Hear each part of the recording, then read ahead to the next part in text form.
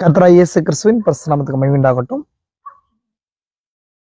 இன்னைக்கு நம்ம last week பார்த்த அந்த பாகத்துல இருந்து பார்க்கலாம்னு நினைக்கிறேன். நான் லாஸ்ட் வீக் நம்ம இந்த ஐயா முடிவின் அடையாளமான செய்தி எப்படி வாசிக்கிறது, அது எவ்விதமா வாசிச்சு புரிந்து கொள்றதுன்றதை குறித்து நான் ஒரு சில இன்ட்ரோடக்ஷன் உங்களுக்கு கொடுத்துருந்தேன். ஆன்லைன்ல கேட்கறவங்களா இருந்தாலும் சரி, டைரக்டா நீங்க கேட்கறவங்களும் சரி, நீங்க இந்த செய்தியும் அதோட தொடர்ச்சியா நீங்க புரிஞ்சு கொள்ளலாம்னு நினைக்கிறேன். ஏன்னு சொன்னா லாஸ்ட் வீக் நான் அந்த செய்தியின் புத்தகத்துக்குள்ள வர கிடையாது. ஏன்னா நம்ம அதோடைய அஸ்திபாரத்தை புரிந்து கொள்ளாம இந்த புஸ்தகத்துக்குள்ள போக முடியாதுன்னு சொல்லி நான் தீர்க்கதரிசியுடைய ஊழியத்தையும் அந்த நாட்கள்ல தீர்க்கதரிசி இருந்த நாட்கள்ல சபைகளுடைய நிலையும் உலகத்துடைய நிலையும் நான் உங்களுக்கு எக்ஸ்பிளைன் பண்ணோம். அது உங்களுக்கு பிரயோஜனமா இருக்குன்னு சொல்லி நான் நம்புறேன். இன்னைக்கு நம்ம அதை தொடர்ந்து இந்த ஐயா முடிவின் அடையாளம்ன்ற செய்திக்குள்ளா கடந்து போகலாம். நான் இந்த செய்தியை கொஞ்சம் டீட்டெயிலா பேசலாம்னு சொல்லி நினைக்கிறேன். அதுக்கு நான் அந்த செய்தியை பிளைனா சொல்லாம பார்ட்டா அதுல இருக்கிற நிகழ்ச்சிகள், பார்ட்டா என்னென்ன பார்ட்ஸ் உள்ள இருக்குது அப்படின்றத குறித்து பேசலாம்னு சொல்லி நினைக்கிறேன். எனவே நான் கவனிச்சுக்கோங்க.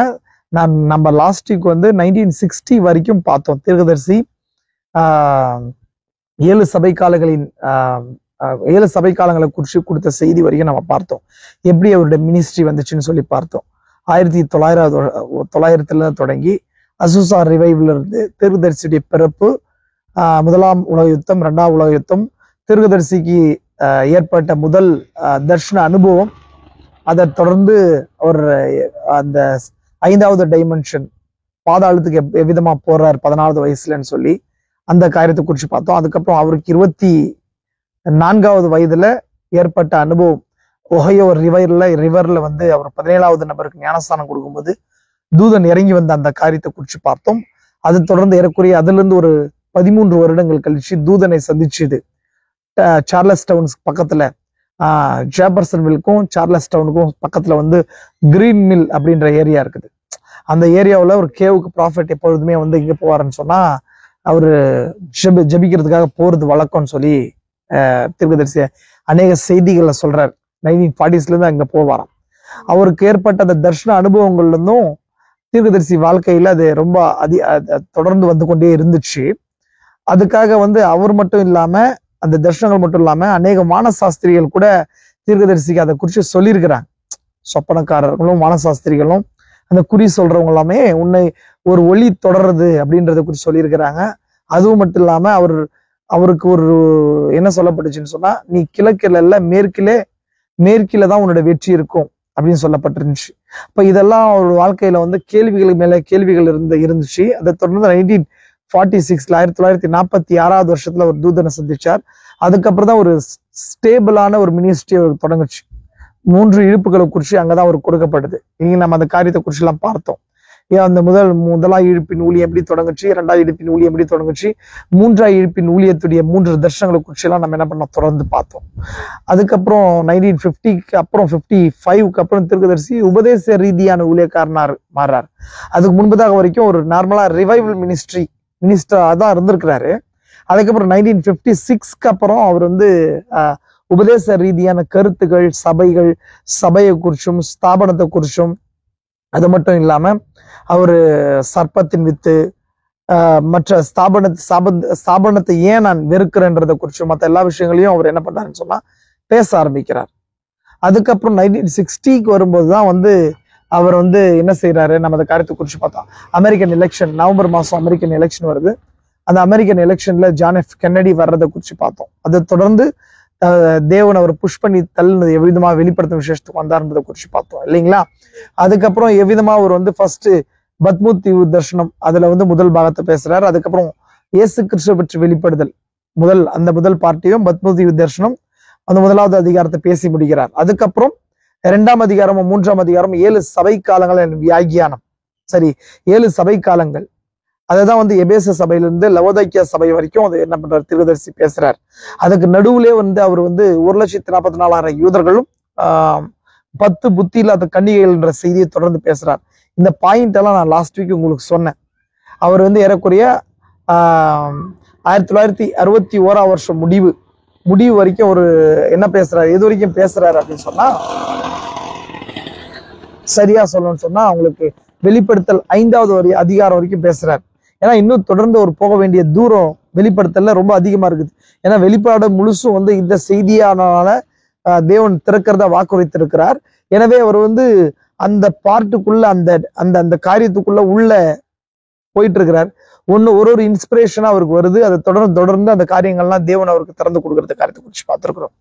அப்போ ஆனா இது எல்லாமே ஒரு கட்டத்துல பாத்தீங்கன்னு சொன்னா 1961 வராரு. 61 வந்தவனே அவருக்கு அப்படியே ஸ்டாப் ஆகுது. 61 தீர்க்கதரிசி மேஜரா வந்து ஒரு செய்தி கொடுக்குறாரு. அதுல பாத்தீங்கன்னு சொன்னா தானியேலின் 70வது வாரம் காபிரியல் தானியேலை சந்தித்ததான 6 விதமான நோக்கம். காபிரியல் தானியேலுக்கு அறிவுறுத்தியவைகள். தானியேலின் 70வது வாரம். சரி, அது வரையும் தீர்க்கதரிசி பேசுறார். சார், நான் இதுல பேசும்போது இன்னொரு காரியத்தை உங்களுக்கு சொல்ல நினைக்கிறேன். ஏன்னா நான் எல்லாமே நிறைய நோட்ஸ் இருக்கிறதுனால பார்த்து நான் பேசுறேன். சரி, எனக்கு எல்லாமே ஞாபகம் இருக்கிறது இல்லை. எனக்கு ஞாபகம் இருக்கிறதெல்லாம் சொல்றேன். ஒரு சில நோட்ஸை மட்டும் நான் பார்த்து செய்திகளை பார்த்து நோட் பண்ணி உங்களுக்கு சொல்றேன். கொஞ்சம் பொறுமையா நீங்க கேட்கணும்னு நான் நம்புறேன். மேட் சரி, அடுத்தது பாத்தீங்க சொன்னா இந்த செய்தி வர்றதுக்கு முன்னாடி 1961 பாருங்க, அதுக்கு மெசேஜுடைய அந்த டேபிள் காலம்ல இருந்து நான் காட்டுறேன். 1961 தீர்க்கதரிசி எப்படி செய்தி கொடுத்திருக்கிறாருன்றத. 1961 தீர்க்கதரிசி ஃபர்ஸ்ட் செய்தியா வெளிப்படுத்தல் 4வது அதிகாரத்தை பேசுறார். ஏன்னா நான் ஏற்கனவே லாஸ்ட் வீக்கே சொன்னேன் உங்களுக்கு. நீங்க அந்த செய்தியை கன்யூ பண்ணினவங்களா இருந்தீங்க சொன்னா உங்களுக்கு தெரியும். நான் உங்களுக்கு முன்னாடியே சொன்ன இந்த விஷயத்தை திரும்ப சொல்றேன். இந்த செய்தி வந்து இந்த வீடியோவை இந்த செய்தியை வந்து வெளிப்பாடோட தீர்க்கதரிசி செய்தியோட அதிகமா டிராவல் பண்றவங்களுக்கும் ஆழமா வார்த்தைக்குள்ள நான் போகணும் பிரதர். நான் வெறும் வந்து சபையோடு கூட நான் திருப்தி அடைய விரும்பல. வார்த்தையோடு கூட இன்னும் வெளிப்பாடுகளுக்குள்ள போகணுன்றவங்களுக்கு மட்டும்தான். ஏதோ நான் மேலோட்டமான ஒரு காஸ்பிள் செய்தியையோ சுவிசேஷ செய்தியோ மட்டும் நான் கேட்டு போறேன் அப்படின்னு சொன்னா அது உங்களுக்கு இது பிரயோஜனமா இருக்காது. அந்த லெவல்ல இருக்கிறவங்களுக்கு பிரயோஜனமா இருக்காது. நீங்க வீடியோ குவைட் பண்ணிட்டு வேற ஏதாவது வீடியோ பார்க்கலாம். நீங்க வார்த்தைக்குள்ள நன்னு வரணும், செய்தியோட டிராவல் பண்ணணும், இல்ல புத்தகங்களோட டிராவல் பண்ணணும். ஏன்னா தீர்க்கதரிசி என்ன சொல்றாருன்னு சொன்னா எடுத்துக்கொள்ளப்படுதலின் விசுவாசம் லேயிங் அண்டர் த டேப்ஸ், அதாவது அந்த ஒளிநாடாக்களுக்குள்ள இருக்குதுன்றார். அதனாலதான் நம்ம அடிக்கடி சொல்றது உண்டு, தீர்க்கதரிசியுடைய செய்தியுடைய ஆடியோவை கேளுங்க அப்படின்னு சொல்லி. நான் ஒரு விசுவாசியா இருந்தீங்களானாலும் சரி, ஒரு ஊழியக்காரனா இருந்தீங்களானா சரி, உங்களுக்கு அதிகமா டெய்லியும் நீங்க ஸ்பெண்ட் பண்ண வேண்டிய பாகம் வந்து 3 விஷயங்கள் இருக்குது. 1 வேத வாக்கியம், 2வது தீர்க்கதரிசியுடைய செய்தி, 3வது உன் தனிப்பட்ட ஜெபம். இந்த 3 விஷயங்கள் நீங்க இருக்கும்போதுதான் இந்த நாள்ல இந்த உலகத்துல பொல்லாத உலகத்துல நீங்க வார்த்தையின் வெளிப்பாடோடு கூட கடந்து செல்ல முடியும். பிசாசு இன்னைக்கு என்ன செய்து கொண்டிருக்கிறான்றத இனங்கண்டு கொள்ள முடியும். ஒரு குடும்பத்திலேயா இருக்கட்டும், இல்ல நீங்க வேலை செய்கிற இடங்கள்லயா இருக்கட்டும், இல்ல ஒரு சபையிலேயா இருக்கட்டும், நீங்க சர்வைவ் பண்ண முடியும். பரிசுத்தாவியானவர் இல்லாதபடிக்கு இந்த நாட்கள்ல ஒரு நபரும் அவருடைய ஸ்தானத்தை காத்துக்கொள்வது என்பது கடினமான பாகம். நீங்கள் ஒரு கணவனா இருக்கலாம், இல்ல மனைவியா இருக்கலாம், இல்ல ஒரு பிள்ளைகளா இருக்கலாம், இல்ல ஒரு ஊழியக்காரனா இருக்கலாம், இல்ல டீகன்ஸா உதவியாளர்களா இருக்கலாம், இல்ல ஒரு வேலை செய்கிற இடத்துல இருந்தாலும் சரி, நம்ம இந்த ஸ்தானத்தை காத்துக்கொள்ளணும்னு சொன்னா உங்களுக்கு இன்னைக்கு பரிசுத்தாவி தேவைப்படும். பரிசுத்தாவின்றது இந்த மணி நேரத்தின் செய்தி ஒரு சரீரத்துக்குள்ளேருந்து வெளிப்படுறது, ஒரு மாம்சத்துக்குள்ளேருந்து வெளிப்படுறது. நல்லா கவனிச்சுக்கணும். அப்போ அந்த நமக்குள்ள வெளிப்படணும்னு சொன்னா அந்த செய்திகள்லாம் உங்களுக்கு தெரியணும். ஏதோ நீங்க ஒரு சண்டே சர்ச்சுக்கு போறதோடையோ, ஒரு சபையில போய் தசம்பாகம் கொடுத்து காணிக்க கொடுத்து ராபோஜனத்தை எடுக்கிறதோடு கூட மட்டும் நீங்க திருப்தி அடைஞ்சிங்கன்னு சொன்னா உங்களுக்கு வந்து இந்த செய்தி யூஸ் ஆகாது. நான் முன்னாடி திரும்ப சொல்றேன், நீங்க டைம் வேஸ்ட் பண்ணாதீங்க. நீங்க வேற ஏதாவது காரியத்துல நீங்க பாருங்க. சரி, நம்ம திரும்ப உள்ள வரலாம். எனவே நான் எதுக்காக சொல்றேன்னு சொன்னா அநேக விஷயங்கள் இதுக்குள்ள இருக்குது. அநேக கிரிட்டிக்கலான விஷயங்கள், செய்தியை குறிச்சு கிரிட்டிக்கலான விஷயங்கள் இருக்குது. நிறைய மேற்கோள்களை காட்டுறேன், இயர்ஸை மென்ஷன் பண்ணுவேன், நான் பிளேசஸை மென்ஷன் பண்ணுவேன், டெப்தான டீட்டெயில்ஸ்குள்ள போவேன். இது எல்லாமே வந்து வார்த்தைக்குள்ள வரணும்னு நினைக்கிறவங்களுக்கும் இல்ல ஒரு ப்ரீச்சர்ஸ்க்கும் உபயோகமா இருக்கும். நான் அதனாலதான் இதை திரும்ப நான் மென்ஷன் பண்ணி சொல்லிட்டு இருக்கிறேன். நல்லா கவனிங்க. நான் அந்த பாயிண்ட்டை மட்டும் நான் சுட்டி காட்டுறேன், கவனிங்க நல்லா. 1961 பொறுத்த வரைக்கும் 1961 ப்ராஃபெட் ரெவலேஷன் சாப்டர் 4 ப்ரீச் பண்றாரு. அதை தொடர்ந்து 2 பார்ட் ப்ரீச் பண்றாரு. அதை தொடர்ந்து பாத்தீங்க சொன்னா 4th சாப்டரை ப்ராஃபெட் ப்ரீச் பண்ண பின்னாடி 1961 வருஷத்திலேயே தீர்க்கதரிசி மிருகத்தின் முத்திரையும் தேவனின் முத்திரையும், ஏன்னா நான் மேஜரான மெசேஜ் மட்டும் சொல்றேன், மேஜரான பெரிய மெசேஜ் மட்டும் சொல்றேன். அப்போ மிருகத்தின் முத்திரையும் தேவனின் முத்திரையும் அந்த செய்தியின் தீர்க்கதரிசி கொடுக்குறார். இப்போ மிருகத்தின் முத்திரையும் தேவனின் முத்திரையும் வெளிப்படுத்தல எத்தனாவது அதிகாரத்துல இருக்குதுன்னு சொல்லி நமக்கு தெரியும். வெளிப்படுத்தல் 14, வெளிப்படுத்தல் 13, வெளிப்படுத்தல் 17, 3 அதிகாரங்கள்ல மிருகத்தின் முத்திரையை குறித்து சொல்லப்படுது. வெளிப்படுத்தல் 17:8, வெளிப்படுத்தல் 13:8, வெளிப்படுத்தல் 14வது அதிகாரம். அப்போ இந்த செய்திகள்ல தீர்க்கதரிசி எதை குறிச்சு பிரீச் பண்றாரு அப்படின்னு நம்ம ஆல்ரெடி பார்த்திருக்கிறோம். ஏன்னா இவர் வரவேண்டியது நோக்கம் என்ன? வெளிப்படுத்த புஸ்தகம் முழுசுமா இந்த ஊழியத்தின் மூலமா திறக்கப்படணும். அதுதான் அந்த நோக்கம்.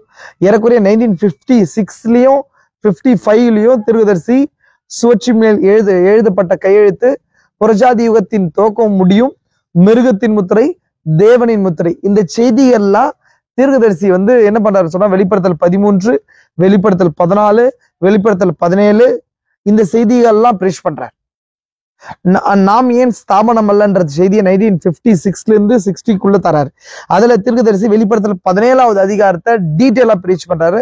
அதோடைய சுருக்கமான ஒரு ட்ராக்ட், அதாவது கைப்பிரதி தான் மகாவேசி கிரேட் ஆர்லெட்ன்ற செய்தி. அப்போ தீர்க்கதரிசி மூலமா 1955க்கு அப்புறமே உபதேச ரீதியான விஷயங்களை தேவன் கொண்டு வந்துட்டே இருக்கிறார். கவனிச்சுட்டே வாங்க. நான் இன்னும் இந்த செய்திக்குள்ள வரல, இன்னும் அஸ்திபாரத்தை மட்டும் போட்டு கொண்டே வரேன். நான் அதான் சொன்னவங்களுக்கு ஒரு முறை தீர்க்கதரிசியுடைய மினிஸ்ட்ரி மாறும்போது ஒரு டிராஸ்டிக் சேஞ்ச் ஏற்படுது. அப்படின்னா அவரோட மினிஸ்ட்ரியுடைய டிக்ளைன் பார்ட், அப்படின்னா பின்னோக்கி வரார் தீர்க்கதரிசி. ஃபர்ஸ்ட் புல் வரும்போது அந்த மினிஸ்ட்ரி இன்க்ளைண்ட நோக்கி ஏறுவரிசையை நோக்கி போச்சு. அப்புறம் 2ஆம் இழுப்பின் ஊழியம் வரும்போது அது கொஞ்சமா என்ன ஆகுதுன்னு சொன்னா அந்த கொஞ்சமா ஒரு சின்ன ப்ராப்ளம் நடக்குது. அதுக்கப்புறம் 2ஆம் இழுப்பின் ஊழியத்துல 3ஆம் இழுப்பின் ஊழியத்துக்கு சென்டர்ல அவர் அப்பதான் என்ன பண்றாரு, 3ஆம் இழுப்பின் ஊழியத்துடைய தர்ஷனத்தை பாக்குறாரு, 3 பகுதியா பாக்குறாருன்னு சொன்னேன் இல்லைங்களா? நீங்க ஆன்லைன்ல பாக்குற நபர்களா இருந்தாலும் சரி, நீங்க அந்த புத்தகத்தை கம்பல்சரி நீங்க வாசிக்கணும். Why are people so toast aboutன்னு சொல்லி, டோஸ்ட்னு சொன்னா வதக்குறது இல்லையா? அப்படின்னா சோ டோஸ்ட் அபவுட்னு சொன்னா என்ன அர்த்தம்னு சொன்னா, ஏன் சில ஜனங்கள் அலைக்கழிக்கப்படுகிறார்கள் அப்படின்ற அந்த பார்ட் நல்லா கவனிங்க. அப்போ அந்த செய்தியில தான் இப்ப நான் சொன்ன அந்த பார்ட்டை தீர்க்கதரிசி எக்ஸ்பிளைன் பண்றாரு. கவனிச்சுட்டு வாங்க.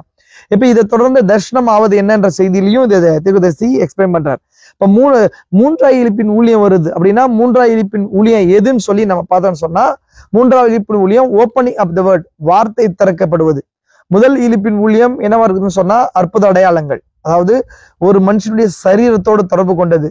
2ஆம் இழுப்பின் ஊழியம் அது ஆவியோடு தொடர்பு கொண்டது, அது ஆவியை பகுத்தறிதலா இருந்துச்சு. 3ஆம் இழுப்பின் ஊழியம் அது ஆத்மாவோட தொடர்பு கொண்டது, அது என்னவா இருக்குதுன்னு சொன்னா வார்த்தை திறக்கப்படுவது இல்லைங்களா? ஏன்னா வார்த்தை ஆத்மாவில வித்தா போடப்படுது, அந்த காரியத்தை பார்த்திருக்கிறோம். அப்போ முழு வார்த்தையும் என்னவா இருக்குதுன்னு சொன்னா திறக்கப்படணும் இந்த செய்தியாளன் மூலமா. எனவே அது எங்க இருக்குது? வெளிப்படுத்தும் விசேஷம், அது இயேசு கிறிஸ்துவ பற்றி வெளிப்படுத்தலா இருக்குது. இன்னொன்னு சொன்னா வெளிப்படுத்தல் 10வது அதிகாரத்துல 10:7 இருக்கிற தேவ ரகசியமா இருக்குதுன்னு சொல்லி பார்த்தோம். தேவ ரகசியம், தேவன் தன் சிந்தனை பின்னதாக மறைத்து வச்சிருந்த அந்த ரகசியம். அப்ப அதுதான் முழு வேதாகமத்தையும் திறக்கிறதா இருக்குது. நான் இன்னும் திரும்ப சொல்றேன், வெளிப்படுத்த விசேஷம் தான் இயேசு கிறிஸ்துவ பற்றி வெளிப்படுத்தலா இருக்குது. இன்னும் தெளிவா சொல்லணும்னு சொன்னா வெளிப்படுத்தல் 10வது அதிகாரம் தான் எஸ்பெஷலி வேதத்துடைய கீயா இருக்குது, வேதத்துடைய டோரா இருக்குது. வெளிப்படுத்தல் 10வது அதிகாரம் திறக்கப்படாம வேதம் திறக்கப்படவே இல்லை. அதை நல்லா கவனிச்சுக்கோங்க. ஏன்னா இதுகாரம் வேதத்துல எல்லாமே எப்படி இருக்குன்னு சொன்னா ஜிக்ஸா பசல் மாதிரி இருக்குது. அங்கொன்னுமா இங்கொன்னுமா இங்கொன்னுமா தான் தேவன் என்ன பண்ணியிருக்காரு, அந்தந்த காலத்து ஜனங்களுக்கு என்னென்ன சத்தியத்தின் அளவு தேவையோ அது மட்டும் தான் திறந்திருக்கிறார். ஆனா ஒட்டுமொத்த மீட்பின் திட்டத்துடைய ரகசியம் என்ன, அது எவ்விதமா மனித குலத்துக்கு கொடுக்கப்பட்டுச்சு, தேவன் தன்னுடைய அனாதி தீர்மானத்துல அனாதி சிந்தையில எதை சிந்தித்து கொண்டிருந்தார், எப்படி மீட்பின் திட்டம் தொடங்குச்சு, அந்த ஆடு அடிக்கப்பட்டுச்சு, பாவம் எப்படி வந்துச்சு, விழுகை எப்படி வந்துச்சு, அது எப்படி பூமியில காலம் அப்படின்றது எப்படி துவங்குச்சு அப்படின்ற காரியம், உடன்படிக்கைகளை குறித்து என்ன, சந்திப்புகளை குறிச்சு என்ன, யாத்திரைகளை குறிச்சு என்ன, பழைய ஏற்பாடு புதிய ஏற்பாடுன்றதை குறிச்சு என்ன, ஏன் தேவன் மனுஷன் ஆக வேண்டியதா இருந்துச்சுன்றதை குறிச்சு என்ன, புறஜாதி சபையும் யூத சபையும் அதுக்கு அதே போல எக்காலங்களை குறிச்சு என்ன, இது எல்லாத்தையும் குறிச்சு நம்ம புரிஞ்சுக்கணும்னு சொன்னா வெளிப்படுத்தல் 10வது அதிகாரம் ரொம்ப இம்பார்ட்டன்டா இருக்கு. அப்ப வெளிப்படுத்தல் 10வது அதிகாரம் என்னன்னு சொல்லி நமக்கு தெரியும், அதுதான் 7வது முத்திரையா இருக்கு இல்லைங்களா? 7வது முத்திரை தீர்க்கதரிசி சொல்றாரு, 7வது முத்திரை அவரை பூமிக்கு கொண்டு வருகிறது. அப்படின்னு சொல்லி. அப்போ வெளிப்படுத்தல் 10வது அதிகாரம் தான் 63வது வருஷத்துல நடந்துச்சு இல்லைங்களா, தெரியும். இப்ப இதுக்காக தான் நான் சொன்னேன், வெளிப்படுத்தல் 10வது அதிகாரம் திறக்கப்படாம முழு வேதாகமம் திறக்கப்படாது. மீன்ஸ் வெளிப்படுத்தும் விசேஷம் திறக்கப்படாது. வெளிப்படுத்தும் விசேஷம் நமக்கு புரியாம வேதத்துல இருக்கிற எந்த நிகழ்ச்சிகளையும் நம்ம என்ன பண்ண முடியாதுன்னு சொன்னா ஒரு பார்ட்டிகளை தான் புரிஞ்சு கொள்ள முடியுமே தவிர முழுமையா பிக்சரா புரிஞ்சுக்கொள்ள முடியாது. நல்லா கவனிச்சுக்கணும். அப்போ அதனாலதான் நான் இந்த காரியத்தெல்லாம் இந்த பாயிண்ட் எல்லாம் உங்களுக்கு சொல்லி நிற்கிறேன். வெளிப்படுத்தும் விசேஷம் ஏன் அவர் பிரீச் பண்ணார் தீர்க்கதரிசி, எப்படி அவர் பிரீச் பண்ண வேண்டியதா இருந்துச்சுன்றதை குறிச்சு காட்டுறேன். இப்ப இது வரைக்கும் உங்களுக்கு நான் சொன்ன விஷயங்கள் புரிஞ்சிருக்கும்னு சொல்லி நான் நம்புறேன். கவனிங்க நல்லா. அப்போ தீர்க்கதரிசி 1961 வரும்போது எதை பிரீச் பண்ணாரு, எதை பிரீச் பண்ணாரு நான் உங்களுக்கு சொன்னேன். கவனிங்க, வெளிப்படுத்தல் 4வது அதிகாரம் வரைக்கும் பிரீச் பண்ணியிருக்காரு. வெளிப்படுத்தல் 4 வரைக்கும் அதை பிரீச் பண்ணியிருக்காரு. அதுக்கப்புறம் வந்து தீர்க்கதரிசி டைரக்டா 14வது அதிகாரத்தை பிரீச் பண்றாரு. வெளிப்படுத்தல் 14, வெளிப்படுத்தல் 17, வெளிப்படுத்தல் 13. இந்த எல்லா காரியத்தையும் மிருகத்தின் முத்திரையும் தேவனின் முத்திரையும் என்ற செய்தியில தீர்க்கதரிசி பிரீச் பண்ணியிருக்காரு. அப்போ அடுத்தது நம்ம எங்க போற தீர்க்கதரிசின்னு சொன்னா கவனிங்க நல்லா, இன்னொரு பாயிண்ட் உங்களுக்கு சொல்றேன். வெளிப்படுத்தல் 61வது வருஷத்துல பாருங்க, 7வது மாசம் 30ஆம் தேதியிலிருந்து 8வது மாசம் 6ஆம் தேதி வரைக்கும் 3 செய்திகளை கொடுக்குறாரு. Gabriel instruction to Daniel, the sixfold purpose of Gabriel visit to Daniel. Gabriel தானியேலை சந்தித்ததற்கான 6 விதமான நோக்கங்கள் அந்த செய்தியை.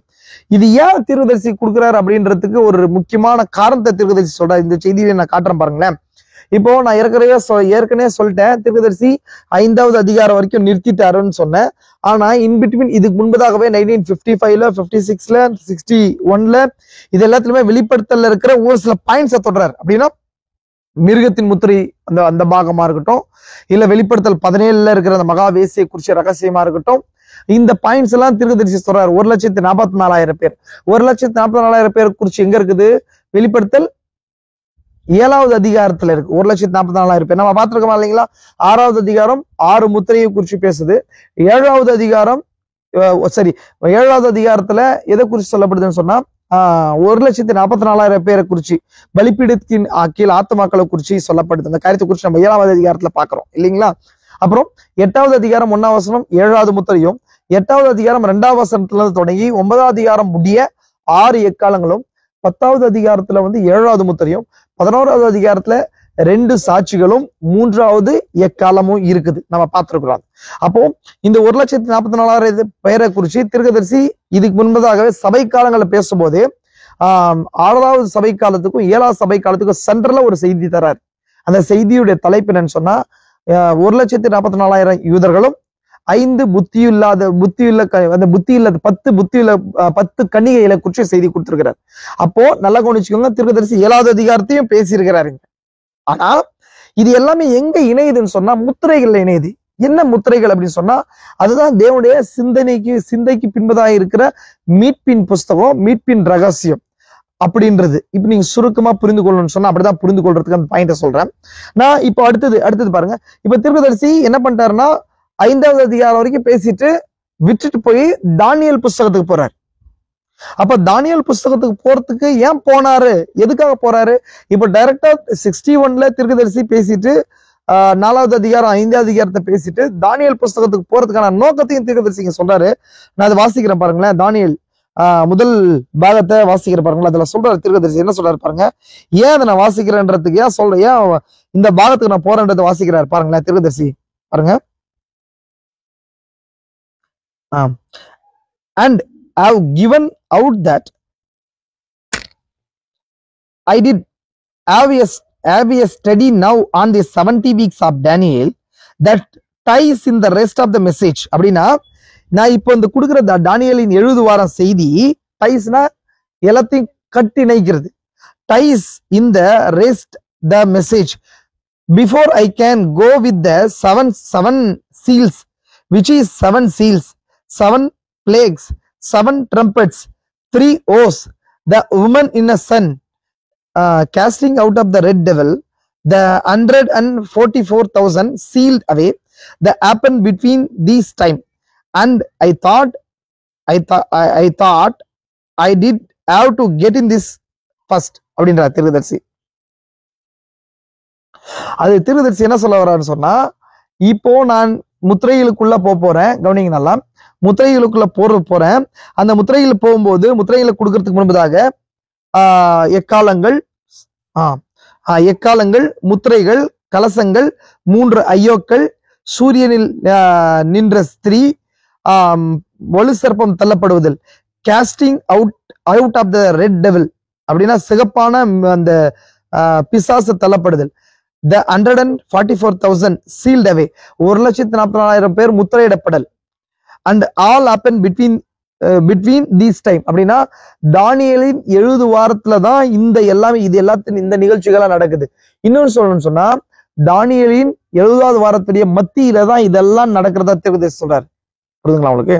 அப்போ தானியேலின் 70வது வாரத்தை புரிந்து கொள்ளாம இந்த காரியத்துக்குள்ள போக முடியாதுன்னு சொல்லி தீர்க்கதரிசி அறிஞ்சு மீன்ஸ் 7 முத்திரைகளை பார்க்கணும்னு சொன்னா அது தானியேலின் 70வது வாரத்தோட தொடர்பு கொண்டது. ட்ரம்பட்ஸும் 70வது வாரத்தோட தொடர்பு கொண்டது. கலசங்களும் 70வது வாரத்தோட தொடர்பு கொண்டது. 3 ஐயோக்கள் அதுவும் 70வது வாரத்தோட தொடர்பு கொண்டது. சூரியனில் நின்ற ஸ்திரீ அதுவுமே 70வது வாரத்தோட தொடர்பு கொண்டது.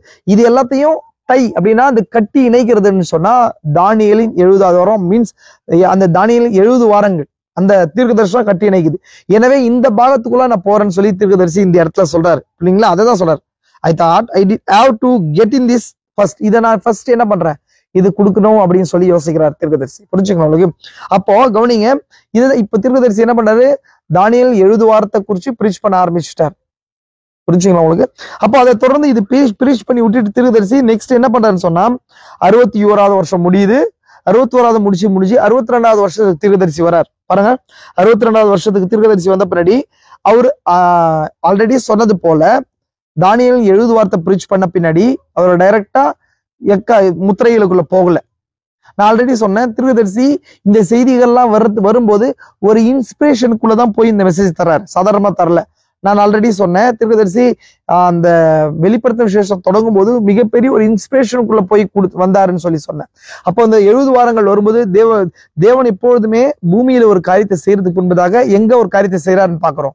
வானத்துல ஒரு காரியத்தை செய்யறாரு, இந்த உலகத்துல ஒரு காரியத்தை செய்யறாருன்ற காரியத்தை குறித்து நம்ம பார்த்திருக்கிறோம். கவனிச்சுக்கோங்களா?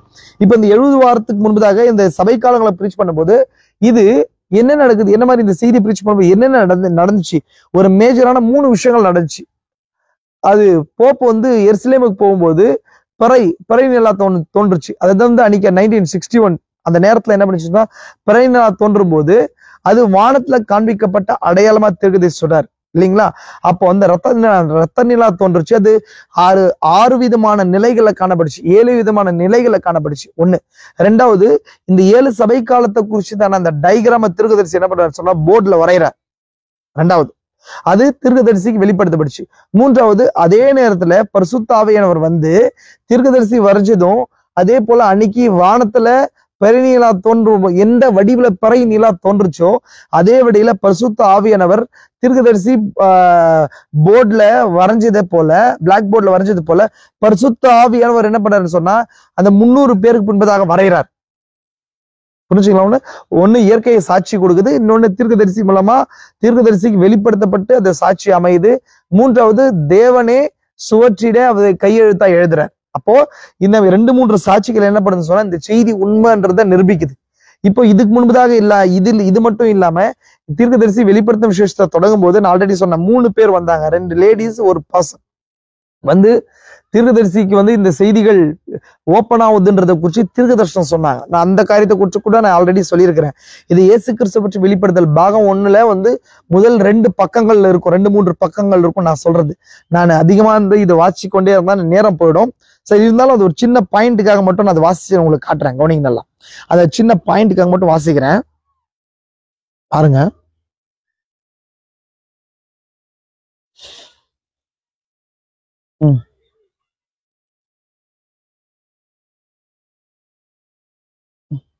பாருங்க தீர்க்கதரிசி என்ன சொல்றாருன்னா,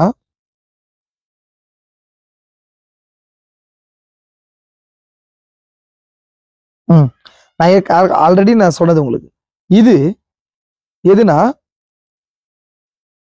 இந்த இயேசு கிறிஸ்துவை பற்றி வெளிப்படுதல். இந்த செய்தியை தொடங்கும் போது தீர்க்கதரிசி 60வது வருஷம் 12ஆம் மாசம் 4ஆம் தேதி மார்னிங் இந்த செய்தியை கொடுக்கும் போது சொல்றாரு. என்ன சொல்றாரு பாருங்க, இயேசு கிறிஸ்துவை பற்றி வெளிப்படுதல்ல 11வது பாரால சொல்றார், இது கடந்த தேர்தல் வரையிலும் கூட இது எனது உள்ளத்தில் உதிக்கவில்லை. நான் சொன்னேன் இல்லைங்களா, அந்த ஒரு எலெக்ஷன், அமெரிக்கன் எலெக்ஷன் தான் தீர்க்கதரிசியை வெளிப்படுத்தும் விசேஷத்துக்கு நேரா வழிநடத்துச்சுன்னு சொல்லி நான் சொன்னா இல்லைங்களா. அதுதான் இந்த இடத்துல தீர்க்கதரிசி சொல்றார். அதன் பின்புதான் நாம் எங்கே இருக்கிறோம் என்பதை நான் கண்டேன். அப்பொழுது பரிசுத்த ஆவியானவர் எனக்கு இதை பற்றி வெளிப்படுத்த ஆரம்பித்து இச்செய்தியை ஜனங்கள் மத்தியில் வைத்து அவர்களை எச்சரிக்கை கூறினார். அப்போ ஏதோ ஒரு பொலிட்டிக்கல் ட்ரிஃப்ட் நடக்குது, ஒரு மாற்றம் நடக்குது அமெரிக்கா தேசத்துல. அப்போ இதெல்லாம் எச்சரின்னு சொல்லி தீர்க்கதரிசி காலம் முடிஞ்சுதுன்ற காரியத்தை குறித்து எச்சரிக்கிறதுக்கு பரிசுத்த ஆவியானவர் தீர்க்கதரிசியை திருப்புறார். அதான் சொன்ன உங்களுக்கு. அப்போ இது தொடர்ந்து அவர்கள் எச்சரிக்கை கூறினார். இவ்விதமான ஒரு சபையில் இச்செய்தியை போதுமான அளவு என்னால் அளிக்க இயலாது. இதுதான் தீர்க்கதரிசி இங்க சொல்றாரு. சொல்லிட்டே இருந்துட்டு அடுத்தது பாருங்களேன், அடுத்த பாயிண்ட சொல்றாரு. இது என்ன நடக்குது பாருங்க. இந்த 7 சபை காலங்களின் செய்திகள் அல்லது 7 சபை காலங்களை 7 இரவுகளில் தேவனுடைய மகிமைக்காக அழிக்க முயற்சிக்க வேண்டும் என்று தீர்மானித்துள்ளோம். இப்போ இந்த பாயிண்ட தீர்க்கதரிசி பிரீச் பண்ற தொடங்குறாரு. நான் ஆல்ரெடி சொன்ன அந்த பாயிண்ட்டுக்கு மட்டும் வர பாருங்க. அங்க முக்கியமான நபர்கள் வந்து இது எவ்விதமா இந்த செய்தியை கொடுக்கறதுக்கு வராங்கன்றதை குறிச்சு பாருங்க.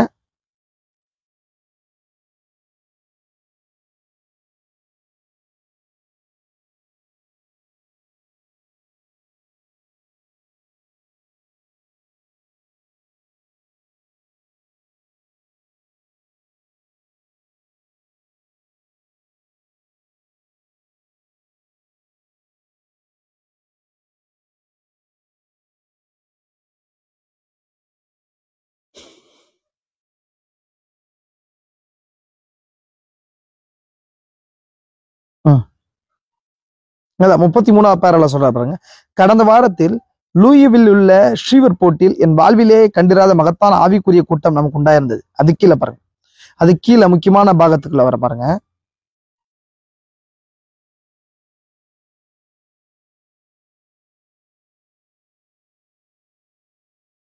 எனக்கு கிடைத்த 2 நாட்கள் விடுமுறையின் போது நான் நமது சபையின் உதவிக்காரில் ஒருவரோடு இல்லை, தர்மகர்த்தாக்களில் ஒருவரோடு சகோதரன் உட் அவருடன் கெண்டகி ஊருக்கு வேட்டைக்காக சென்றிருந்தேன். நாங்கள் காடுகளுக்கு சென்றோம். நான் முதல் அணிலை சுற்றேன். அப்பொழுது நான் சற்று காத்திருக்க வேண்டும் என்றேன். காரணம், யாரோ ஒரு சில நாய்களுடன் வந்திருந்தார். எனவே அணில்கள் இப்பொழுது மரப்பந்துகளுக்குள் ஓடி ஒழிந்து கொண்டன. இந்த விஷயத்தை மட்டும் சொல்லிடுறேன் உங்களுக்கு, கவனிங்களா. இப்ப தீர்க்கதரிசி அந்த செய்தியை கொடுக்கும்போது அந்த வேட்டைக்கு போறார். வேட்டைக்கு போகும்போது ஆல்ரெடி நான் உங்களுக்கு சொல்லியிருக்கேன், தீர்க்கதரிசி வேட்டை அப்படின் போது அவருடைய தனிப்பட்ட சுவாபன்றார். ஆனா அந்த வேட்டைக்கு போற அனுபவத்தினூடாய் தீர்க்கதரிசியோட தேவன் பேசுறாரு. நிறைய விஷயங்களை ஒரு எக்ஸ்பிளைன் பண்றாரு. நம்ம ஆல்ரெடி தெரியும், 7 முத்திரைகளும் அவ்விதமா வேட்டைக்கு போகும்போது தான் திறக்கப்பட்டது, ஓப்பன் ஆச்சு அந்த காரியத்தை குறிச்சு. அதே போல அணில் சிருஷ்டிப்பும் அந்த வேட்டைக்கு போகும்போது தான் நடந்துச்சு. அதே போல கேலரோட புயல் இந்த கட்டுக்குள்ள வந்ததும் வேட்டைக்கு போகும்போது தான். அதே போல அலாஸ்கா பூகம்பம் நடந்துச்சு இல்லைங்களா. கோப கலசத்தின் 7வது கோப கலசத்துடைய ஒரு மினிமல் பார்ட் நடந்துச்சு. அதுமே தீர்க்கதரிசி வேட்டைக்கு போகும்போதுன்னு சொல்லி அந்த வேட்டை சுவாபம் தேவன் தீர்க்கதரிசிக்குள்ள வச்சிருக்கிறார். மீன்ஸ் ஒரு தீர்க்கதரிசியை வனாந்திரத்துனா நடத்தி தன்னுடைய ரகசியங்களையும் வெளிப்பாடுகளையும் கொடுக்கிறது தேவனுடைய வழக்கமா தீர்க்கதரிசி வாழ்க்கையில இருந்துச்சு. அப்ப அதே போலதான் இந்த வெளிப்படுத்தல் விசேஷம் தொடங்கும் போது கூட இந்த அனுபவம் தீர்க்கதரிசி உண்டாயிருக்கு. அதான் இங்க தீர்க்கதரிசி சொல்றாரு. இங்க சொல்றாரு பாருங்களேன், தீர்க்கதரிசி இங்க நிற்கும் போது என்ன நடக்குது பாருங்க. அவர் நான் எண்ணி சற்று உட்கார்வதற்குள் பரிசுத்த ஆவியானவர் என்னிடம் எழுந்து, வேட்டைக்கார பள்ளத்தாக்கு என நீ குறிப்பிடும் இடத்துக்கு போ, அங்கே உன்னுடைய பேசுவேன் என்றார். தீர்க்கதரிசிக்கு இந்த 7 சபை காலங்கள் இந்த செய்தியை ஸ்டார்ட் பண்ணும்போது, வெளிப்படுத்தும் விசேஷத்தை திறக்கும் போது இந்த அனுபவம் வருது. வெறும் 7 முத்திரைகள் வரும்போது மட்டும் இந்த அனுபவம் வர கிடையாது. 7 சபை காலங்கள் அந்த ஸ்டார்ட் பண்ணும்போது கூட அந்த அனுபவம் வருது. இங்க கெண்டகியில நடக்குது இந்த விஷயம். வேட்டைக்கு போகும்போது, தீர்க்கதரிசி போகும்போது நடக்குது. அப்ப என்ன நடக்குது பாருங்க. இப்போ அது கீழே என்ன நடக்குது பாருங்க. அங்க போறாரு. வேட்டைக்காரன் பள்ளத்தாக்கு என்பதன் காரணம் என்னவெனில், அங்கே அந்த இடத்துல சென்றபோது 16 அணில்கள் ஒரே மரத்தின் மேல் இருக்க கண்டேன். அது கீழே முக்கியமான பாகம், முக்கியமான விஷயத்துக்கு சொல்றேன் பாருங்க. பின்பு நான் அந்த பள்ளத்தாக்கின் வாயில் வரை சென்று அங்கு வெள்ளை கர்வாலி மரத்தின் கீழ் அமர்ந்தேன். அங்கே அரை மணி நேரம் காத்திருந்தேன். ஒன்றும் சம்பவிக்கவில்லை. நான் தரையில் உடலை நெடுஞ்சான் கடையாக தரையில கடத்தி கைகளை நீட்டிக்கொண்டேன். அப்பொழுது அவர் என்னிடம் பேசினார். அப்பொழுது பேசிய போது, இந்த காலையில இங்கு நான் பார்க்க போகிற இந்த வேத வாக்கியங்களை எனக்கு வெளிப்படுத்தி தந்தார். என் வாழ்நாள் முழுவதிலும் நான் கண்டிராத வண்ணம் அது எனக்கு இருந்தது. அதான் சொன்னேன், 7 முத்திரைகளுக்கு ஒரு அனுபவம், டிஃப்ரெண்டான ஒரு அனுபவம்னா அந்த அனுபவம் தீர்க்கதரிசிக்கு ஒரு டைமும் நடக்குது. அந்த விஷயம் சாதாரணமா வரல. இப்ப இந்த சபை காலங்கள் வரும்போது கூட, வெளிப்படுத்தும் விசேஷம் தொடங்கும் போது கூட தீர்க்கதரிசிக்கு ஒரு அண்டர்ஸ் வேலி, அதாவது வேட்டைக்கார பள்ளத்தாக்குன்ற இடத்துல அது தீர்க்கதரிசிக்கு நடந்திருக்குது. அதுதான் இங்க சொல்ல வரேன். அப்போ அதன் பின்பதாக பாருங்க, அதன் பிறகு நான் லூசியானாவில் உள்ள ஷீவர்போர்ட் என்ற இடத்துக்கு சென்றேன். அங்கே வரம் பெற்ற ஒரு பெண்மணி உள்ளார்கள். அவங்க பேரு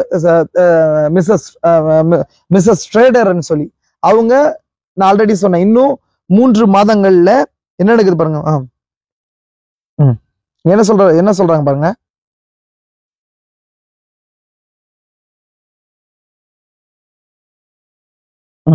இன்று 3 மாதங்களுக்குள் இந்த கூடாரத்தில் மோசையின் ஆவியும் எலியாவின் ஆவியும் கிறிஸ்துவின் ஆவியும் இருக்கும் என்றார். அது அங்கே பரிபூர்ணமாக சம்பவித்தது. அப்போ ஆல்ரெடி வேட்டைக்கார பள்ளத்தாக்குல ஒரு அனுபவம், தீர்க்கதரிசிக்கு வெளிப்படுத்தும் விஷயம் திறக்கிறதுக்கான அனுபவம், ஒரு எக்ஸ்பீரியன்ஸ். அதுக்கப்புறம் ஸ்ரீவபோர்ட்ல சிஸ்டர் ஷேடர் மூலமா ஒரு தீர்க்க தரிசனம். அதுக்கப்புறம் மிசிபிஷி மெரிடியன் என்ற ஊரில் ஒரு பேப்டிஸ்ட் பிரதர் ஒருத்தர் இதை வந்து என்ன சொல்றது, ஃப்ரிட்ஜை ஓபன் பண்ணும்போது அந்த தேவன் பேசுறாரு. பேசி தீர்க்கதரிசியை போய் சந்திக்கும்படி செய்யறார். அவருக்கும் இதே அனுபவம் காணப்படுது. இதே விஷயம் பேசுறார். எது முன்பதாக அவர் சொன்னாங்க இல்லைங்களா, மோசேயுடைய ஊழியம் எலியாவுடைய ஊழியம் நடக்கும்னு சொல்லி, அது அங்க நடக்குது. அதே போல இன்னொரு பெண்ணுக்கும் கூட இதே விஷயம் நடக்குது. 3 விஷயங்களும் ஒரே மாதிரி நடக்குது. அதாவது 3 நபர்கள் வராங்க. எதுக்கு வராங்க? தீர்க்கதரிசி வெளிப்படுத்தும் விசேஷத்தை திறக்கும் போது. அதே போல ஒரு வேட்டைக்கு போகும்போது ஒரு அனுபவம் நடக்குது. வேட்டைக்கார பள்ளத்தாக்கு அவரை நடத்தி இந்த வேதவாசன வசத்தின் மூலம் வெளிப்படுத்தும் விசேஷம் திறக்கிறதுக்கு எதுவான காரியங்கள் தீர்க்கதரிசிக்கு திறக்கப்படுது. அந்த அனுபவம். இதை தொடர்ந்து நான் சொன்ன அந்த விஷயங்களை ரிப்பீட்டா சொல்றேன். நீங்க கேட்கும்போது கன்ஃபியூஸ் ஆகாதீங்க. இதே திரும்ப பேசுறாருன்னு நினைக்காதீங்க. நீங்க திரும்ப கேளுங்க. ஏன்னா ஒரு டைம் 2 டைம் திரும்ப கேட்கும் போது உங்களுக்கு அது புரியும். அப்போ நம்ம எது வரைக்கும் இங்க வந்து நின்று இருக்கிறோம்? தீர்க்கதரிசி 1961 வருஷம் 7வது மாசத்துல அவர் வந்து தானியேலின் 70 வாரங்கள் அந்த செய்தியை கொடுக்குற வரைக்கும் நின்று இருக்கிறோம். அதுக்கு முன்பதாக 1962 வரைக்கும் தீர்க்கதரிசிக்கு வேற எந்த காரியங்கள் நடக்கல. 1961 இருந்து அவருடைய சபையிலிருந்து சொப்பனங்களோடு நபர்கள் வர ஆரம்பிக்கிறாங்க. புரியுதுங்களா? அநேக இடங்கள்ல தீர்க்கதரிசிக்கு சொப்பனங்களோட நபர்கள் வராங்க. இது நம்ம வேதத்தின் அடிப்படையே. இது எல்லாமே நமக்கு தெரியும். அது தானியேல் காலத்திலயும் அவிதமா இருந்துச்சு. அதே போல யோசேப்பின் காலத்திலயும் அவிதமா இருந்துச்சு. யோசேப்பின் காலத்திலயும் அது அவிதமா இருந்துச்சு. அப்போ அதே போல ஒரு டைமும் நமக்கு தெரியும், ஒரு சொப்பனம் ஒரு தர்ஷனம் வரும்போது, இல்ல சொப்பனம் வரும்போது ஒரு மனுஷன் யார்கிட்ட போறான் அப்படின்னு சொன்னா தீர்க்கதரிசி கிட்ட போறான். நம்ம எங்க பாக்குறோம் வந்து முதலாவது முற்பிதாவி 2வது முற்பிதாவின் காலத்துல ரெபேக்காலுக்கு ஒரு வயிற்றுல ஒரு ரிவைவல் ஒரு காரியம் நடக்குது. அப்போ அதை விசாரிக்கிறதுக்கு வாழ்க்கையில நடக்கிற அந்த காரியத்தை விசாரிக்கிறதுக்கு அவங்க என்ன பண்றாங்க? தீர்க்கதரிசிட்ட போறாங்க. அப்போ ஒரு சொப்பனத்தை குறிச்சி வரும்போது அந்த சொப்பனத்துக்கான எக்ஸ்பிளனேஷன் ஒரு தீர்க்கதரிசி தான் தர முடியும். அது எங்க நடக்குதுன்னு சொன்னா ஃபர்ஸ்ட் ஃபெமைன் ஏஜ் டைம்ல நடக்குது. அதாவது யோசேப்புடைய காலத்துல நடக்குது. அதே போல தானியேலுடைய காலத்திலே நடக்குது. ஒரு சொப்பனத்தை தேவன் கொடுத்து ஒரு என்ன பண்ணுன்னு சொன்னா ஒரு டிராஸ்டிக்கான சேஞ்சை கொண்டு வரதுக்கு ஒரு தீர்க்கதரிசி அந்த காலத்துல வச்சு அந்த தீர்க்கதரிசி இடமாக என்ன பண்றாரு? ஜனங்களை ஃபோக்கஸ் பண்றாரு. அந்த அட்ராக்ஷனை திருப்பி அந்த தீர்க்கதரிசிக்குள்ள நான் இருக்கிறேன்றதையும் ஜனங்களுக்கு சொல்ல வேண்டிய அந்த காரியங்களை இந்த எக்ஸ்பிளனேஷன் வியாக்கியானத்தின் இன்டர்பிரேஷன் மூலமா இன்டர்பிரேஷனை தீர்க்கதரிசி மூலமா தேவன் பேசுறார். இது நடக்குது. அப்போ இந்த தீர்க்கதரிசி ஆகிய வில்லியன் மரியன் பிரெனாமுடைய வாழ்க்கையிலும் அநேக நபர்கள் சொப்பனங்களோடு கூட வந்திருக்கிறாங்க. இதை தீர்க்கதரிசி அநேக செய்திகளை சொல்லியிருக்கிறார். அந்த செய்திகள்ல நீங்க நிறைய செய்திகளை வாசிக்கலாம். இது ஆனா இந்த ஐயா முடிவின் அடையாளம் என்ற செய்தியில தான் இதுடைய முழுமையின் பாகம் வெளிப்படுது. நான் ஆல்ரெடி சொன்னேன், 1961 வரைக்கும் பேசி வந்து நின்று 1961 இருந்து அநேக நபர்கள் அவருடைய சபையிலேயா இருக்கட்டும், இல்ல அவருடைய ஃபெலோ மினிஸ்டர்ஸ் ஊழியக்காரர்களா இருக்கட்டும் சொப்பனங்களோட வர்றாங்க. இப்போ இந்த பாகம் எல்லாம் சேர்ந்துதான் தீர்க்கதரிசிக்கும் ஒரு மேஜரான ஒரு சொப்பனமும் ஒரு தர்ஷனமும் வருது. அதே போல 1956-57 அவருக்கு ஒரு தர்ஷனம் வந்திருக்குது. அந்த தர்ஷனம் வந்து மேற்கு நோக்கி போகிறதான தர்ஷனமா அது இருந்துச்சு. அந்த தர்ஷனத்தை குறிச்சு நான் உங்களுக்கு சொல்றேன். இந்த செய்தியிலும் தீர்க்கதரிசி மென்ஷன் பண்ணுவாரு. அந்த தீர்க்கதரிசி என்ன சொல்வாருன்னு சொன்னா, அந்த தர்ஷனத்தை குறிச்சு என்ன சொல்வாருன்னு சொன்னா, என்னுடைய William Branham visions of the William Branham என்ற அந்த புக்ல இது எல்லாமே என்ன பண்றாரு சொன்னா நான் மென்ஷன் பண்ணியிருக்கிறேன்றத சொல்றாரு. நல்லா கவனிங்க. அந்த தர்ஷனத்தை குறிச்சு நான் இப்ப சொல்றேன். அதுக்கு பின்பதாக அந்த காரியத்தை குறிச்சு நான் எக்ஸ்பிளைன் பண்றேன். நல்லா கவனிங்க. தீர்க்கதரிசி எங்கேயோ வெளியே போயிட்டு ட்ரிப்பு போயிட்டு வெளியே வருவாரு. வரும்போது அவர் வீட்டுடைய முன்னிலையில முன்னாடி இருக்கிற காம்பவுண்ட் வால் இடிக்கப்பட்டதா தீர்க்கதரிசி பாக்குறாரு. இடிக்கப்பட்ட பின்பதாக என்ன நடக்குதுன்னு சொன்னா, அங்க இருக்கிற ஒரு நபர்கிட்ட பேசுறாரு. அங்க அதை இடிச்ச ஒரு நபர்கிட்ட பேசுறாரு. ஏன் எதுக்காக இது இடிக்கப்பட்டுச்சுன்னு சொல்லும் போது, அந்த நபர் என்ன பண்றாரு, ஒரு வித்தியாசமா தீர்க்கதரிசி நடந்து கொள்ளும் போது அந்த நபரோடு கூட தீர்க்கதரிசி என்ன பண்றாரு சொன்னா, கை கலப்புல ஈடுபடுறாரு. கை கலப்புல ஈடுபட்ட பின்பதாக இது நடக்குது. இது நடந்த பின்னாடி அவரு தர்ஷனத்துடைய 2வது பாகம் போகுது.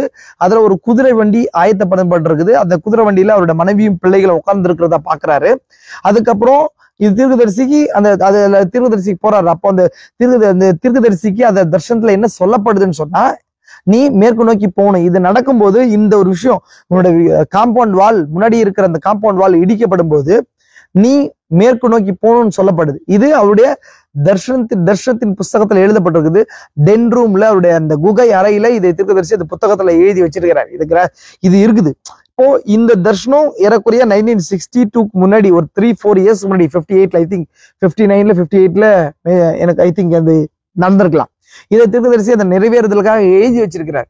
இப்போ இந்த தர்ஷனமா இருக்கட்டும், அதை தொடர்ந்து 1956 55ல பார்த்த கூடார தர்ஷனமா இருக்கட்டும், இதெல்லாம் தீர்க்கதரிசிக்கு நிறைவேறாம அப்படியே வெயிட் பண்றது ஒன்னொன்னும்.